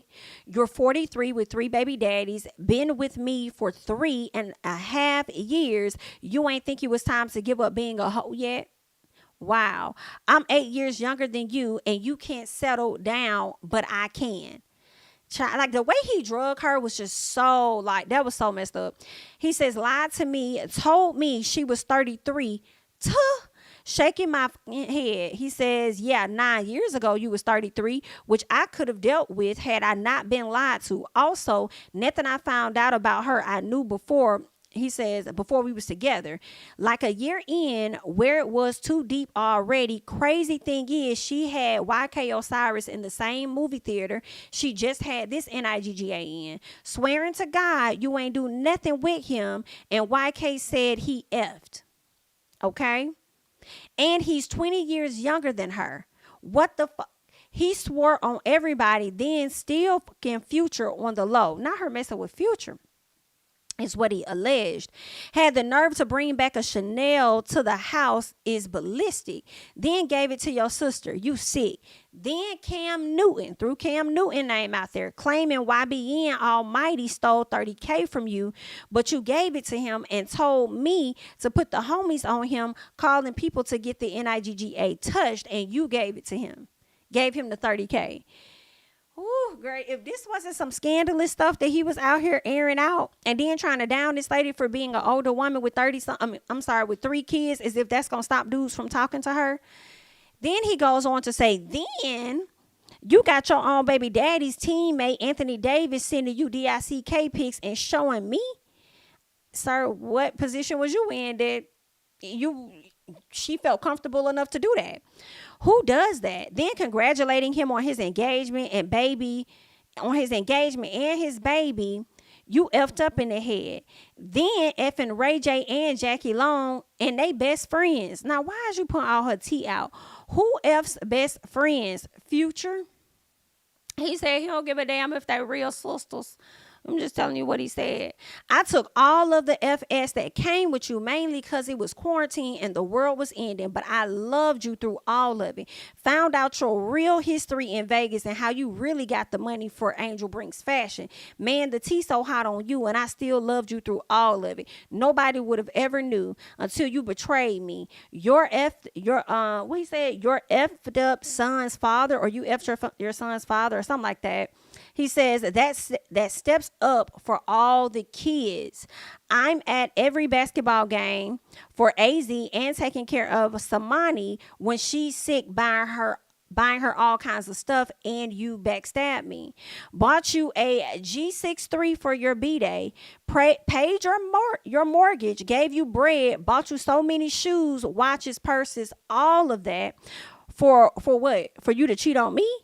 I'm heartbroken because I was pure with my intentions, man. This is effing terrible. I wish nothing good for you, ever. You don't get to F over good people and go free. 3 kids, 3 baby daddies, still can't get it right. It's clearly not us. I hope one day you take some accountability.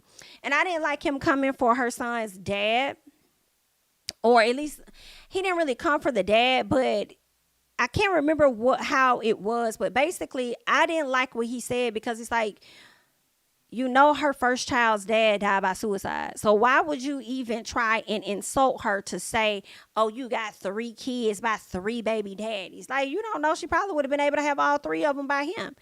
You know what I'm saying? Because they were married. So it's like, I ain't like how he tried to SHI on her.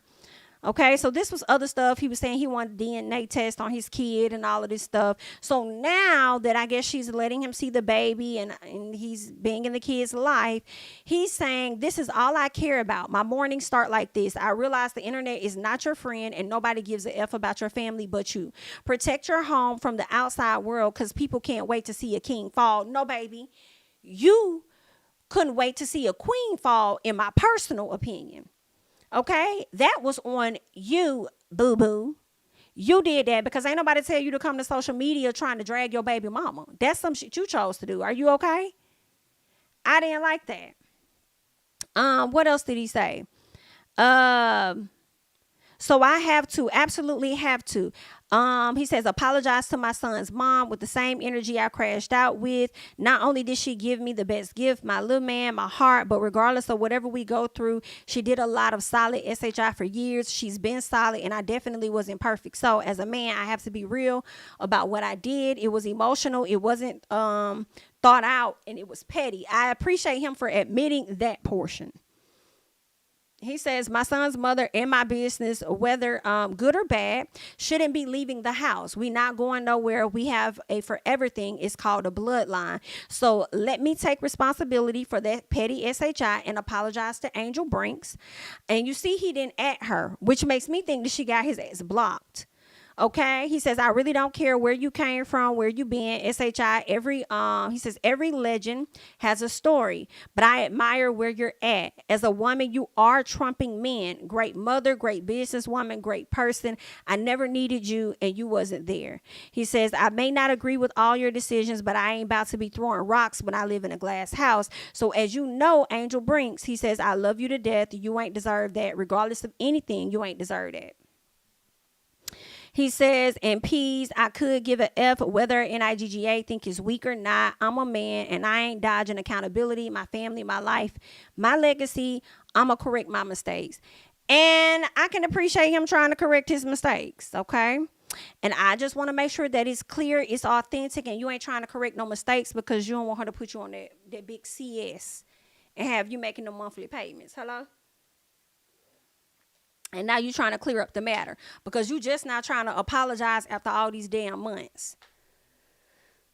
Okay.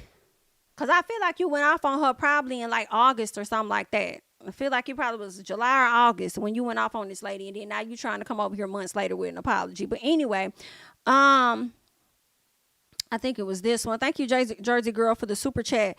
But he depends on Monique for a job. Yeah, we saw that one. Thank you, Gwen, for the super chat. His album gonna have numbers like the Thieving Scott sister in the negatives. I cannot.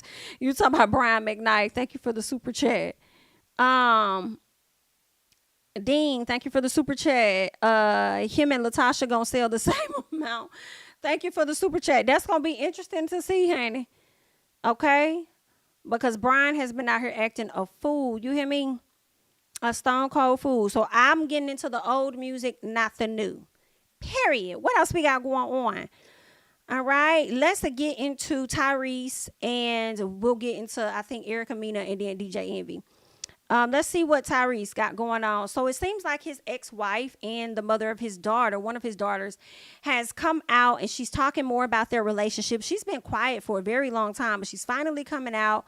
She's talking about the relationship and she's explaining why she ended up filing for that divorce from Tyrese. And we're going to listen to what she had to say. But understand, Tyrese finna come back, clap back, and I guess pretty much call cap on it. So let's check it out. I work with women. I would never tell a woman to walk through that in the same frame of mind I was in when I did it. And when you say that, but what frame of mind was that? What do you mean by that in particular? I was very, very hurt. I was very angry. And I remember like when I made like the decision, I was like hysterically crying on the phone with my attorney. That was not the person I should have been on the phone with when, like, that's a whole nother conversation. But anyway, I was hysterically crying. And I was not in any position to make that decision. I was extremely emotionally intoxicated. We can be intoxicated with our emotions because I would never tell. I work with women, and I'm one. I'm very much emotionally led. I feel very strongly. I'm just that kind of person, very passionate. But I would never tell somebody to make that decision when they're that emotional. But of course, I wasn't talking to someone that genuinely would be for marriage, or for reconciliation. And that's not no slight to my, No, it's Attorney. Attorney, things. the current It's friends. not, it has nothing. There's no slight to that. Not the friends, but I was on the phone with my attorney. Yeah. So it was something that was being said to me that hurt me at that time. And that, so at that time when I was on the phone and I made that decision, I was livid. And I'm very much emotionally led. About what though? What happened? The truth about the matter is that if I had different people in my ear at that time, I would not have made that decision. No. Wow. I wouldn't. And that's the truth. I try my very best at this point in my life to be what I didn't have in that moment. Because I think that women were like, I'm an extremely emotional person. People that know me know that about me. I'm the kind of person that like, okay, I feel so strong, and I can ruminate. I can get so lost in my thoughts. I know a lot of women are like that. Like not all of us, right? But some of us are. Just like a lot of men can be like that. But I know women specifically, there will be moments where they'll be like, I'm ready to be done. I'm ready to be done. I'm ready to be done. I can't stand this. He don't do this. He don't do that. Blah, blah, blah. And when you get lawyers involved, and there was a therapist that was speaking to both me and him, a marital therapist at the time, that when I told him my decision, he was like, when you get lawyers involved, it gets ugly. He told me that. And, I don't think I even realized how ugly it would get, and like I said, I'm sure. if I could walk back in time, sometimes I battle with myself about that. But at that time, I thought I was doing the right thing or the best thing. I didn't know how ugly it could get. And I know a lot of women, we make that decision and we're so hurt and angry. And then 5-6 months later, you're not that angry anymore. Like, oh, this kind of like still care about him. I kind of still have these feelings for him now. And Are you now in the spirit of potentially even being able to rekindle a relationship, rekindle that relationship? Is your spirit in that place, or could it ever go back to that place? It's loaded because of the fact that there's been so much that's happened, like there's been so much that's occurred. Okay.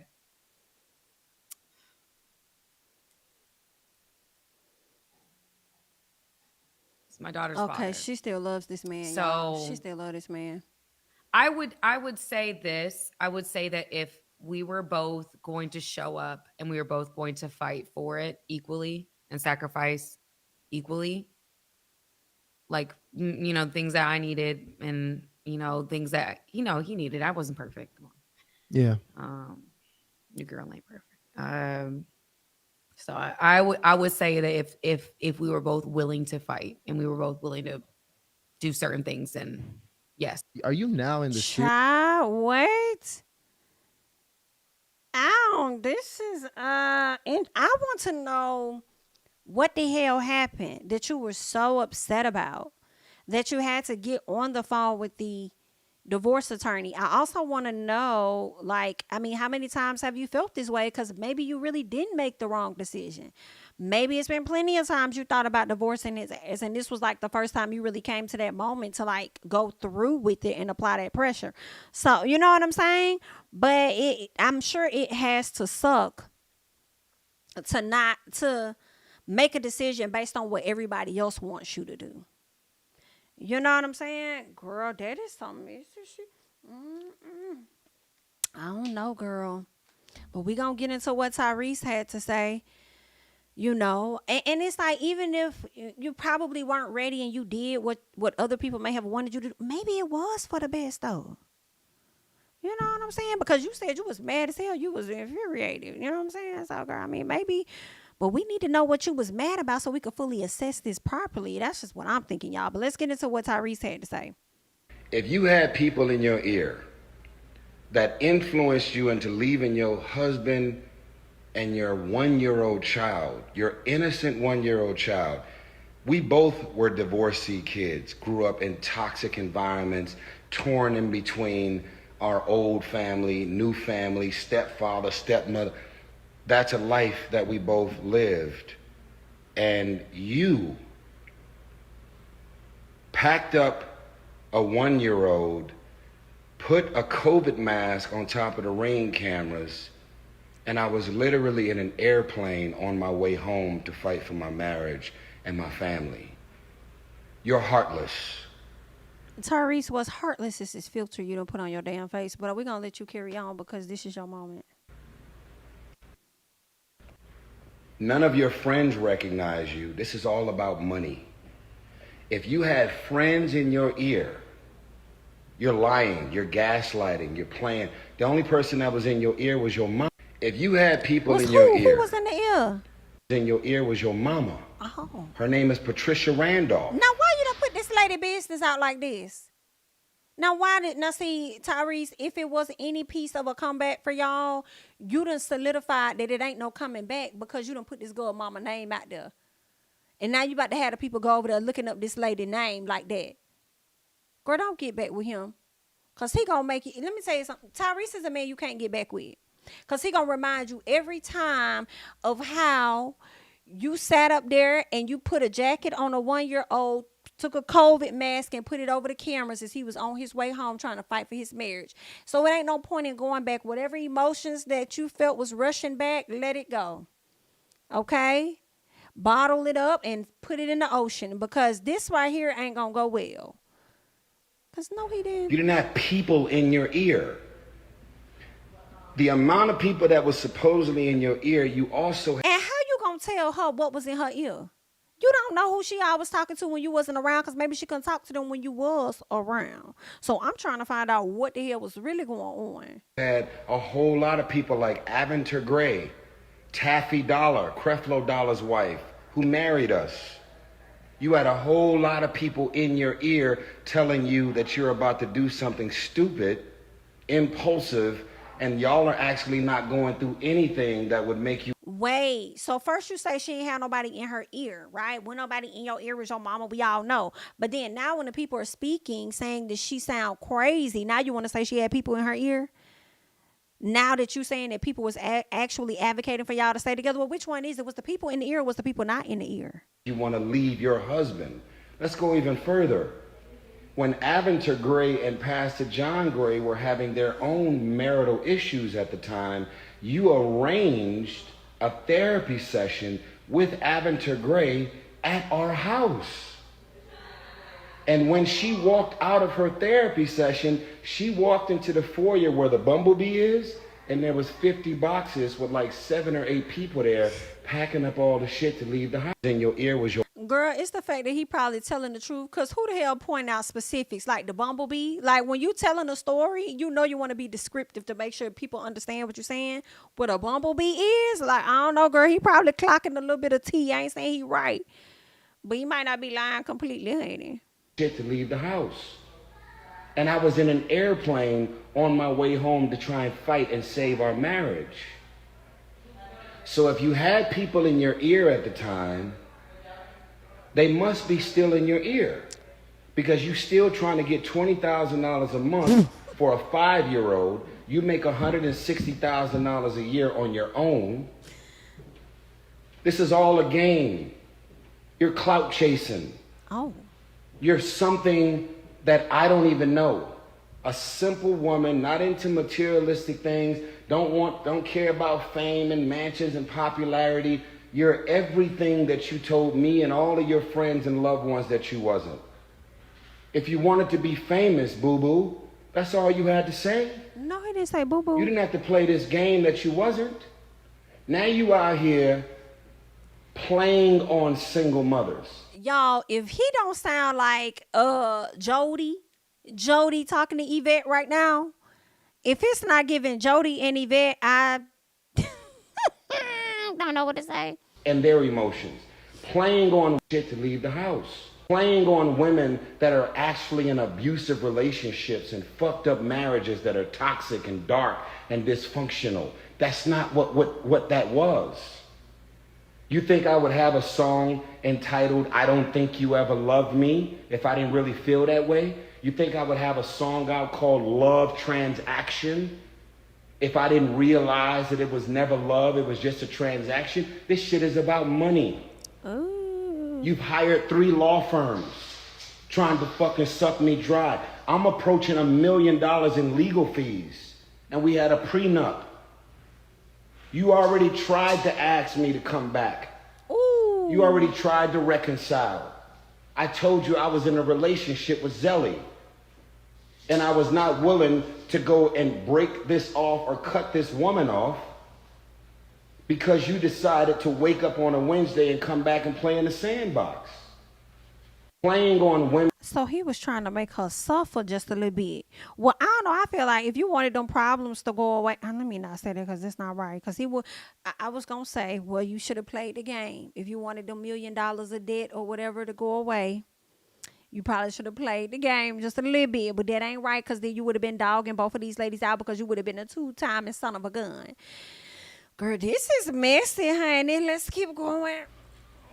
Everything about the way you left me was heartless. It was evil. You never considered me, your marriage, and let alone your innocent 1-year-old child. She had to celebrate her 2nd birthday apart. And if you really are really suddenly caring about the effects that you've had on me and your family, why don't you sick these fucking lawyers off of me? Call your lawyers right now and tell them that everything that you're still trying to get right now, you don't want it no more. Ooh. Everything about the way you left me. Girl, I don't know what to say about this here, girl, but this right here was some messy and when I tell y'all this man came to try and chew this lady up, that's exactly what it is that he did. I want to know what else is she trying to get out of you. I thought the judge had already awarded you to take care of everything pretty much. She finna get a hefty check from you. That's kind of your fault, but I am wondering why y'all still in court though. I mean, I guess even though they had a prenup, I guess she contested the prenup probably. You know, so now he got to pay all this money. Like, I don't know. But didn't he say that was his queen at some point? So get that lady what's due, I guess. It's the mother of your child and stuff like that. Maybe you should have played the game or something. I don't know what to say about this right here, not Tyrese saying it. Somebody says, I'm with Tyrese on this one because he literally publicly pleading for her to come back. Pride was gone, ego was gone, and you just realized years later we could have worked it out. Girl, bye. Oh, did he? I don't remember. Oh, was that when he was crying and saying, what more do you want from me? When he wanted his family back? Somebody says, y'all can say what y'all want, but that interview she didn't do nothing but prove Tyrese to be right. It sounded like to me she knew she didn't have a real reason to leave, but because no one talked her into the possibility of staying and fighting for her marriage, she went with her first thought. So why did she leave? Was it the money? Because it sounds like she doesn't know why. Well, I'm trying to figure out what the hell was said for her to even get on the phone with the attorney in the first place. And it seems like she did have people, according to Tyrese, in her corner telling her that it wasn't a reason for her to leave and the issues that they were having were issues that could be worked out. So that's what I would like to know. But although I feel like he contradicted himself, because one minute he said everybody wasn't in your ear but your mama, and then he turned around and said other people was in your ear trying to tell you, to keep the relationship. So it's like, was they in her ear or was they not in her ear? Somebody says, she irritates me real good. You signed a prenup, sis. You left, sis. No cheating, no abuse. Leave that man and his money alone. You thought you'd be good. You realized you messed up. Chalk it up, sis. You lost. Did she? Because I thought she was getting a good check. I thought she was getting a good check. Somebody said she doesn't deserve a bunch of money. They had a prenuptial agreement. She left. Now she realized the grass ain't greener on the other side, baby. Ooh, girl, that is chewing you up in the comments, Miss Samantha.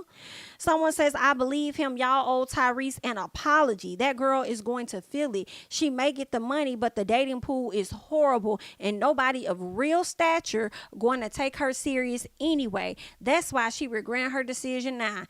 Baby, these people chewing her up in the comments. Chewing her completely up. Somebody said he is fed the F up. I am so glad he bossed up and defended himself. We always see the tears and all that, but standing 10 down and demanding the respect you deserve. Someone says, so let me understand. She signed a prenup and then divorced him for money. Realized the prenup was actually prenupping, wanted him back, and now bringing him to court for $20K a month. Whew. And this is the last one I'm going to read. Someone says, and he's right. The Tyrese slander false narrative stops here. His only mistake was choosing a gold digger for a wife twice when he could have been with anyone. Shawty's trifling. Now she regrets divorcing him and would even consider working things out. Meanwhile, trying to bank $20K a month and alimony with a prenup already in place. Trifling. Let that man say his piece. Okay, this better be the last of it, because she can't come back with anything after saying she regrets divorcing him. I know TGT's next album is already a classic. I did hear that they supposed to be coming back together. Y'all know who else I heard is supposed to be coming back together? B2K. Well, they coming back together without Omarion, child. Let me see if I can find that real quick. Let me see. It might have been on the neighborhood talk. Let me see if it's on there. And they talking about B2K supposed to be coming back. And girl, I'm over here like, are y'all coming back without Omarion? Let me see something real quick. I might have to go to J Boog's page. Is it on here? I gotta find it just so I can show it to y'all. Because Fizz was all in the video like, we bad. B-I-T-C-H. He thought he was stopping something. That man ain't stopping nothing because we back in this thing. Yin yang in this thing. Yin yang in this thing. Where is it? Yin yang in this thing. I think it happened over the weekend though. Oh, there you go. Rare sighting. Rare sighting. Oh, what's up, y'all? The boys is back. We ain't never left. The boys is back. We ain't never left. Yeah, man. Hey, Rare. Y'all, after watching Love and Hip Hop Hollywood, I can't stand Fizz. I can't stand Fizz. And I'm over here looking at the screen like, you about the least talented one. Out of all of them, and you over here the loudest one in the damn video. Okay, so I'm just like, I guess. But there was a picture, it's not here, but it was on Boog's page where there was a photo of them standing with this other guy that I guess supposed to be taking Omarion's place. Let me see, what is Boog's name on here? Is it Boogie something? Is this it? Is it Boogie P? That's it. That's what it is. So this is the guy that's supposed to be, I don't even know if they tagged him. No, they haven't tagged him yet. But this is the guy that's supposed to be, I guess, standing in Omarion's place. That would be my assumption. So I hope he can sing and dance, child. But I guess they finna Drew Hill us to death. Because then Drew Hill go and get some new people as well. Who else went and got some new people and added them to the group? I can't remember, but we'll see. Either way, child. Good luck. Let's keep going. Let's keep going. Let me see if I could go back to where we were. All right. So real quick, let's talk about DJ Envy, and then we'll get into what Erica Mena had to say about their relationship. All right. So DJ Envy, y'all know he has this looming case, all right, with lawsuits and things regarding a Ponzi scheme involving one of his partners who goes by the name of Caesar Pena. Caesar, first of all, it's been a lot of conversation about it. I believe Tony the Closer has kept his foot on their neck when it came down to this scheming real estate situation. There's been audio surfacing where Joe Budden, when DJ Envy went to Joe Budden trying to get him to buy into it, and Joe Budden told him it was a Ponzi scheme. And you're going to get yourself arrested or whatever. Okay. And here we are, fast forward to where the hell we are today. Okay. It looks like Caesar possibly was the scammer in all of this. DJ Envy is continuing to say that he was just a victim of crimes just like everybody else. And I feel a way about it because I think Envy is going to get off. I don't really see Envy doing any time. He might have to pay some money, but I just see Envy getting off easy in my personal. His attorney is doing what he needs to do at this time, trying to paint Envy as a victim. But the problem is, it's a lot of video where Envy was directly inserting himself in the scheme that Caesar set up. Now, it's possible that Envy didn't know exactly what Caesar was doing, but I feel like people might be incriminating him in some of the legal paperwork and stuff, but I feel like you were kind of aware. You could tell us that you weren't aware of this stuff, but I feel like you were aware.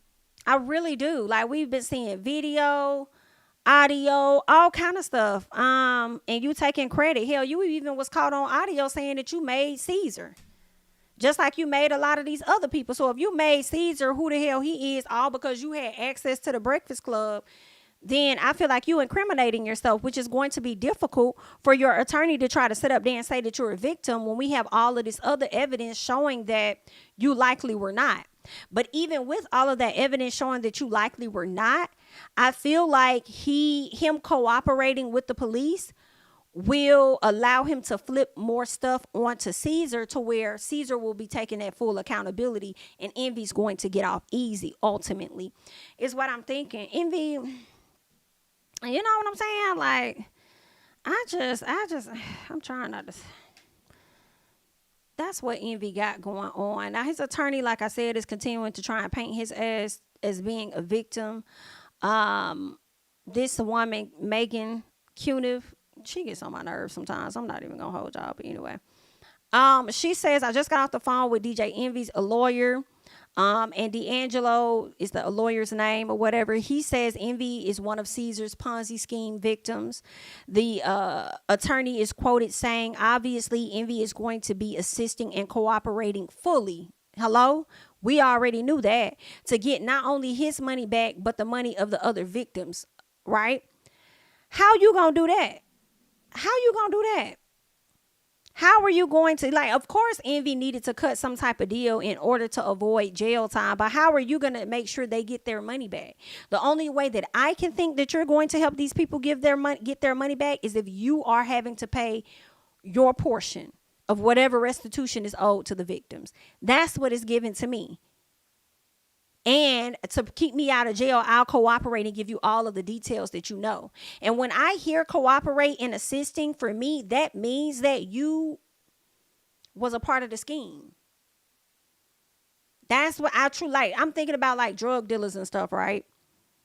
If you over here assisting and telling T to save your own ass, that means that you were involved in what the hell they had going on, so you know where the bodies are buried. Does that make sense? So for me, it's like, Envy, you full of shit. And, you know, in my opinion, I feel like you full of shit. And I feel like you could have been in on it. Like, for real. So they're saying that the attorney says Envy invested $500K with Pena, but didn't get any money back. I thought Envy invested more money into Pena. So if he invested more money, because we also heard Envy say, oh, some of the deals I invested, I got my money back. Some of the deals I invested, I didn't get my money back.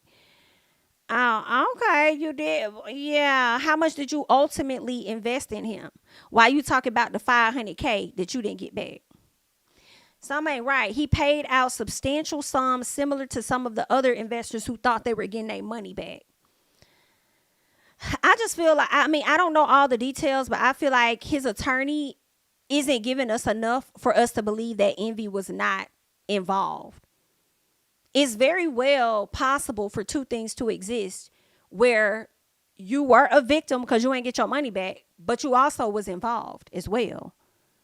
Because you sat up there, put these people on Breakfast Club, reached out. You got Joe Budden saying on a live recording that you reached out to him trying to get him involved and said shit. And he told you it was a Ponzi scheme. Then you went and did a whole nother interview and confirmed that what Joe said was true, that it was a Ponzi scheme.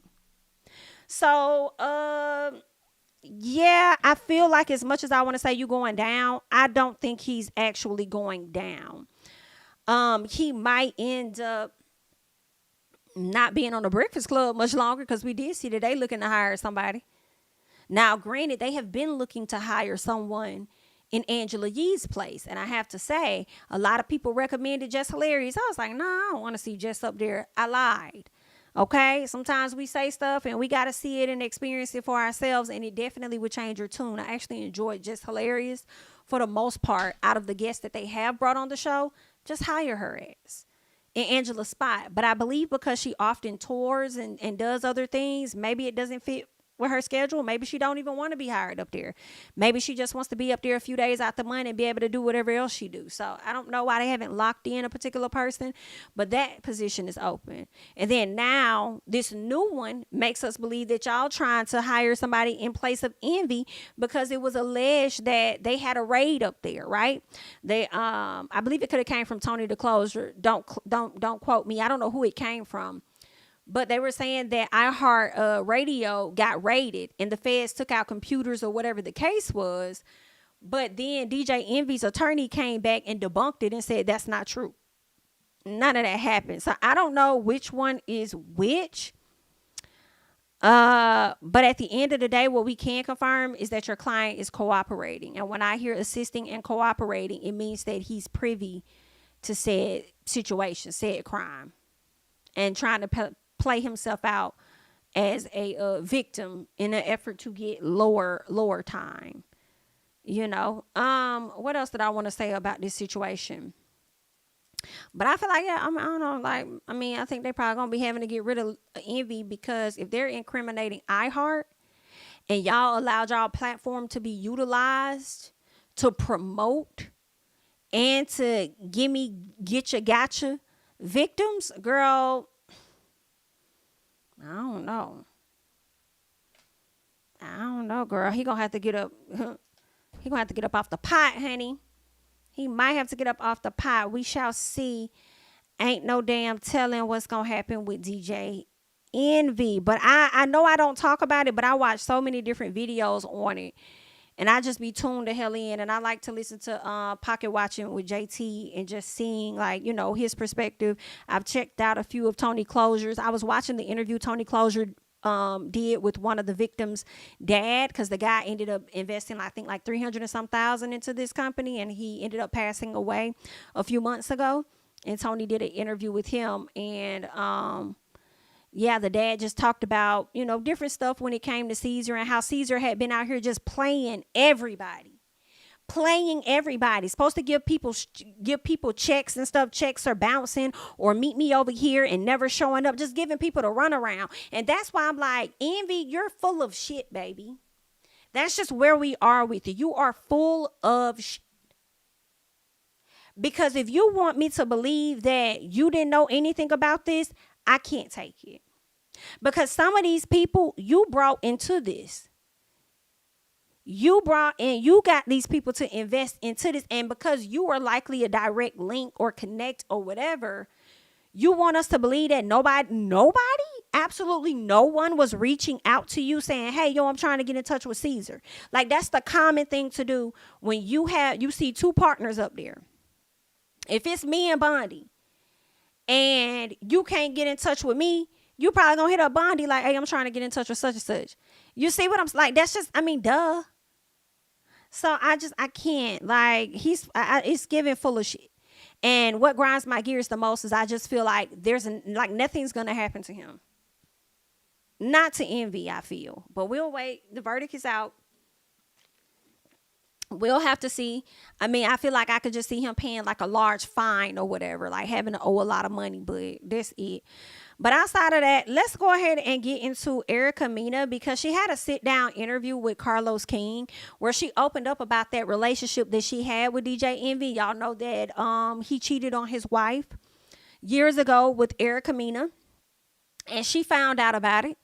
And this is Erica's, to me, first time ever really telling this story about what happened. So we're going to listen to it. I skipped an hour or so into the interview just so I could hear this portion, because that's all that I cared about. I feel like this interview, let me say this interview was created to change the image of Erica Mena after the racial comment that she made towards Spice on Love and Hip Hop. And I'm really not interested. I'm really not. And I understand why Carlos sat down with her. He might know her personally, but then also he knows that it's controversial, and that's what's going to bring people over to his platform to interview people that others may not care to interview at this time. And that's just the trick of the trade, I suppose. So that's what he chose to do. So I'm not really interested in everything she had to say and the soft tones and all of that shit. And for me, I've seen Erica in these different positions that she tries to show with the interview over the years since she's been on Love and Hip Hop. Remember how she got with Shad Moss and she tried to act like, or Bow Wow to some people, she tried to act like she was better than, and she kind of tried to change her tune a little bit or whatever. Then next thing you know, we end up seeing the Erica Mena for who the fuck she is. Like, this has always been who she is. This is always going to be who she'll continue to be. So either you gonna love her for who the hell she is, or you just not gonna like her for who the hell she is. And I'm in the middle, because I still love them. I'm in the middle, but I'm gonna hear what the hell she got to say about Envy though. And also think, and I think prior to what Chrissy was saying on Love and Hip Hop, obviously, I feel like your first scandal was people said you were a mistress in DJ Envy's marriage. Yeah, because that came out right when I got on Love and Hip Hop. And we had just broken up because the wife found out, which I was totally oblivious to. I knew about the kids. Mind you, I have a kid, but I have a baby daddy. And it's more common where we come from to have kids, but you're not married. You just got a baby mama or a baby daddy. So I knew about the kids, and it was always told to me as his kid's mother. Never wife. And I didn't get that realization until I got the phone call. From the wife? From the wife. She called you. Mm-hmm. I bet they didn't say that on the radio. DJ Envy's wife called you and said what? Hi, this is Gia Casey. Is this Erica Mena? I said, yes. She was like, are you and Rashawn? And I'm like, Rashawn? I'm like, who's this? His wife. And I remember this day because I was in New York City with a friend of mine. It was her birthday, and Envy was DJing that night. So we were actually getting ready at a hotel for my friend's birthday to meet up with him, who's DJing in the city, to enjoy her birthday. That was like such. So coming out, okay, and then I just left King's father. This was my first relationship from that. And right away, he showered me with money, gifts, trips. Envy did? Yeah. How did you meet him? Through a mutual friend at a strip club called Jersey Girls. Yeah, he was a DJ every night. I was hosting that night. That's how we met. And he approached you? Well, a mutual friend. Okay. I saw him in the DJ booth. I was like, damn, he's cute. And I told the girl that we're mutual friends with. And she's like, oh, that's my brother. Come here. And not even she told me he was married. That's what I'm saying. I'm like, girl, she like, that's my brother, XYZ, and you know he up there married to another woman that you probably been around, and you gonna introduce this girl to her husband? Woo, BITs don't be your friend, girl. Did she know he was married? I mean, Envy never walked around with rings or anything like that. You know what's the real key? I've actually partied with the whole Breakfast Club right before they got the actual Breakfast Club. It was like the lead up. Partied with all of them. Charlamagne and Angelique. Oh, girl, Angelique done had a few shots with the weirdo. Not the weirdo. She called you a weirdo? No, I'm calling her one. Oh, you're hanging out with him, some of the Breakfast Club Yeah, so, people. no. Let's go back. Go So ahead. I call him. Are y'all listening to how she sounds, like her tone, how she talks? I feel like this is the real Erica versus the Erica that we see on Loving Hip Hop. I don't know. I feel like she might change. She might do code switching a little bit when she get around the black folks. How some black folks may get when they get around white folks. They, be code switches. So I don't know. I literally, when she said his wife, I hung the call MV, and he's panicking. Please, don't say nothing. I have to save half of everything. She's gonna try to take away everything from me. Please, please, please, please. I have to try to, just don't say anything. Don't pick up no calls, da da da da da da. So I'm over here. I've never been in this situation. Here's this man that's been doting over me, showering me. I'm starting to fall for him. I spent a lot of time with him. Like, this man done flew me and all my friends out to Miami. We were living our best lives up and down New York City, holding hands. Like, we were very public. Like, yeah, very public. Be it not all down New York while this man married to another woman. That's disrespectful as hell. At the time, like, he wrong for that. He was just a DJ at that time. He didn't have Breakfast Club. He was just landing the syndicated iHeart deal. So you knew about that. So y'all would have conversations. I mean, you thought this whole time he was your man. I mean, yeah. He would be at home doing DJing for the radio, and I would be on the phone watching him, and in his house. You hear the kids upstairs. So I didn't think anything of it until that point. So how did it end? It ended.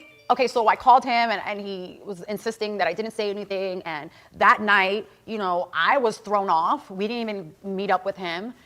A couple of days later, I'm getting blown up. MV's on air, dogging you out. What did he say about you? Something to the effect of like how he cheated with someone that was beneath him. That whole stuff. Yeah. Yeah. If that ain't Martell Holt trying to refer to somebody as a peasant, do you hear what I say? But still over there trying to dip into the peasant's bed. I can't. And I wouldn't be surprised if Envy did dip back into Erica's bed after he sat up there and played her out like that. And she allowed it. But if it didn't happen, it's because Erica probably didn't allow it to happen, unlike Miss A be allowing Martell to just come back and keep coming back and keep coming back. You know what I'm saying? Child. Yeah. So when that happened, I was like, okay, so this is what he's doing. He's trying to say half of everything. I get it. But why run me through the mud when you knew I didn't know? So in order to save his marriage, he had to diminish the relationship he had with you. I wouldn't even think the diminish, because at that point, it was like, I was too scared to call him, and he wasn't calling me after that particular night that I got the phone. And he's like, please don't say nothing, don't pick up. She never called me back after that. Couple of days passed, this fool is on radio trying to save half of everything. And at one point, I was just like, okay, I'm never going to speak to him again regardless. I don't care if he doesn't call me. So I was okay with us not being in communication, because I was like, married? Like, I got what I got. I could walk away, lesson learned, and that was my first real lesson. Like, oh, these men really be out here living double lives. Like, they have kids, but the kid's mother is their wife. That was the reality of like, oh, growing up, we don't really see marriages and stuff like that growing up. So it wasn't, I didn't think like, oh, the kid, is he married? He has kids? I'm just thinking, oh, he has a baby mama, because that was kind of my situation. Ignorant thinking, but I didn't know any better at that time. Definitely didn't. This is my first industry relationship, technically. Is it? I real thought deal. your baby First daddy was industry. your first. Raul too, but I mean like real Yeah, deal. but this is different. Oh, Yeah, different. it's different. And he was able to shower me with gifts and stuff, which is, I never had that. So it was like a different embracement. I was loving it, and who wouldn't, But then to get smacked with that reality, I was like, oh, okay, then. So when I didn't hear from him, I actually didn't even care either, until the radio stuff happened. And that's when it was just like, wait, and then that's what set the tone for this narrative that I knew, and I went along with it. You know what I'm saying? And it's up, especially on his point, because it's like, what narrative you did having go daughters along with? yourself, to dog me out the way you did just to save face. I mean, you could at least given me a decent heads up if you're going to go that low. But I mean, you listen to it, you can tell. Every word he used to kind of bring me down was his building block in desperation to try to fix his broken home. Of course. And I don't want to talk about it too much, because it's safe to say they're still together. Mm-hmm. God bless them. And they have beautiful kids that are old enough. Yes. But I do feel like I am owed to clarify on my behalf this narrative that he was able to paint because he had that outlet he had. What was He the said, narrative? they moved on. I know Gia. I just feel like it's important. The thing, this is your time to tell your story, and I think what you said is right. I know them too. They're great people. They stay together, and they told their story. And They even wrote a book about it. yeah, and this is your story, and, it's not. And I It's don't fine. want to, you know, especially knowing that they have old enough kids, and just out of the respect for the fact that they made it through whatever they went through, you know. And obviously it was a dark time, you know, for him and her when I was unknowingly in this up scenario, you know. But I just want that narrative to please just kind of be cleared on my behalf, because it's like it's not okay. Yeah. You know, and then, you know, when things happened with my marriage, it's like, oh, good for you, karma, because of what you did to that wife. And it's like, it might be karma, but not from that. And being stuck with the narrative. Yes, Yeah. because, you know, it's unfortunate that the way that they did me on the radio is what set the tone. And Mona needed that Breakfast Club plug. When it comes to karma, that still could be her karma. You know what I'm saying? I know she may feel like, yeah, that could be karma, but not from that. Nah, I feel like that still could be from that. I understand that you may not have known what was happening, but I don't think that's how karma works. You know what I'm saying? Whether you know or not, you know, I think you still participated, right? And she spins the block. So, yeah, I think that still could be your karma, whether you want to connect it to that or not connect it to that. It's just what it is. You participated in being involved in somebody else's marriage. Although you say you did not know. Now you in your own marriage. And now you going through your own shit. I mean, that's just what I think. I think karma exists. And I think that it'll spin the block with your ass. Know what you did or you don't. But that's just me. So she wasn't going to allow me to tell my story in the sense of what was going on in real time on Love and Hip Hop. I've never been given that opportunity. They needed that Breakfast Club relationship so they could promote if they ever need to send somebody over there. Politics is everything. Because you know how many times I said, wait, this man literally is on radio saying X, Y, and Z. Like, I believe need that. to talk about this, you know, but it was never allowed. I was never allowed to. I believe the hell out of that, though. I do believe that. Now, Erica, girl, I'm going to be with you on that. They definitely about needed our heart or whatever was going on over there to promote what they had going on that show. Therefore, you could not come to the front and tell your true story, which is one of the bigger stories about you, especially when you first came on the scene. The franchise was very new at that time. So they couldn't jeopardize that. You know what I'm saying? When they're trying to grow the platform, let's wait on that. That's not something that we're going to talk about because we got this new relationship that we're building. So whatever you have going on, it's not that important. We'll get it figured out. Whatever. So yeah, I believe she's telling the truth about that one. Because of relationships. You know. So a lot of people think Safari tricked you because we did. Okay, I don't care nothing about her and Safari. He may have tricked her. He probably was a horrible ass partner. And whether Safari knows he was a horrible partner or not, his karma gonna come and fire his ass up too. It's just really giving that simple. You know what I'm saying? But yeah. That's just pretty much it. Miss Erica said that she didn't know that Envy was married. I'm not gonna say that she did know, because I don't know. You know, I don't even know if people was really using Google like that back then, the way that they using it now today, you know? So, and then he, like she said, he wasn't a celebrity at that time. He was just a regular DJ. So what would she have really found on him if nobody really knew him like that? Because she was messing with him well before the Breakfast Club. So I think she probably telling the truth about that. Like she didn't know. She only knew what he told her. And then I think that she said she used to FaceTime with Envy on the phone while the wife was like, or at least I don't know where the wife was, but he would be playing in his house, you know, doing his DJ music in the house. The kids would be upstairs playing and stuff. And she literally would be sitting FaceTiming him on the phone while he's doing his thing. And it's like the audacity of this man to sit up here knowing he got his kids at this house, knowing he's probably with his wife or whatever, and you over here FaceTiming a whole nother bitch. And Gia be sent over here being so loyal to him to write this book and everything, but Envy had already showed you his toxic and possessive ways when y'all first started dating in the very beginning. Didn't she talk about that and how he tried to approach a guy or whatever the case was when it came to her? Like, girl, that's why I do not feel sorry for shit going on with Envy right now. Okay? And this is Envy's karma too. I don't know what he done did. Only he damn knows. And that's why his ass dealing with what he dealing with now. Hello? But either way, baby, good luck. That is all that I got. I ain't got no more. Because I need to go get me some food or something. Girl, I didn't even know I was on this thing for a whole 2 hours or whatever. But that's really all that I have at this time. You guys can continue the conversation down below in the comment section. Make sure you're liking up the video, subscribing to the channel. Follow me on Instagram and Twitter at JamiThatsMe, honey. And I will catch you guys in the next one. Bye-bye.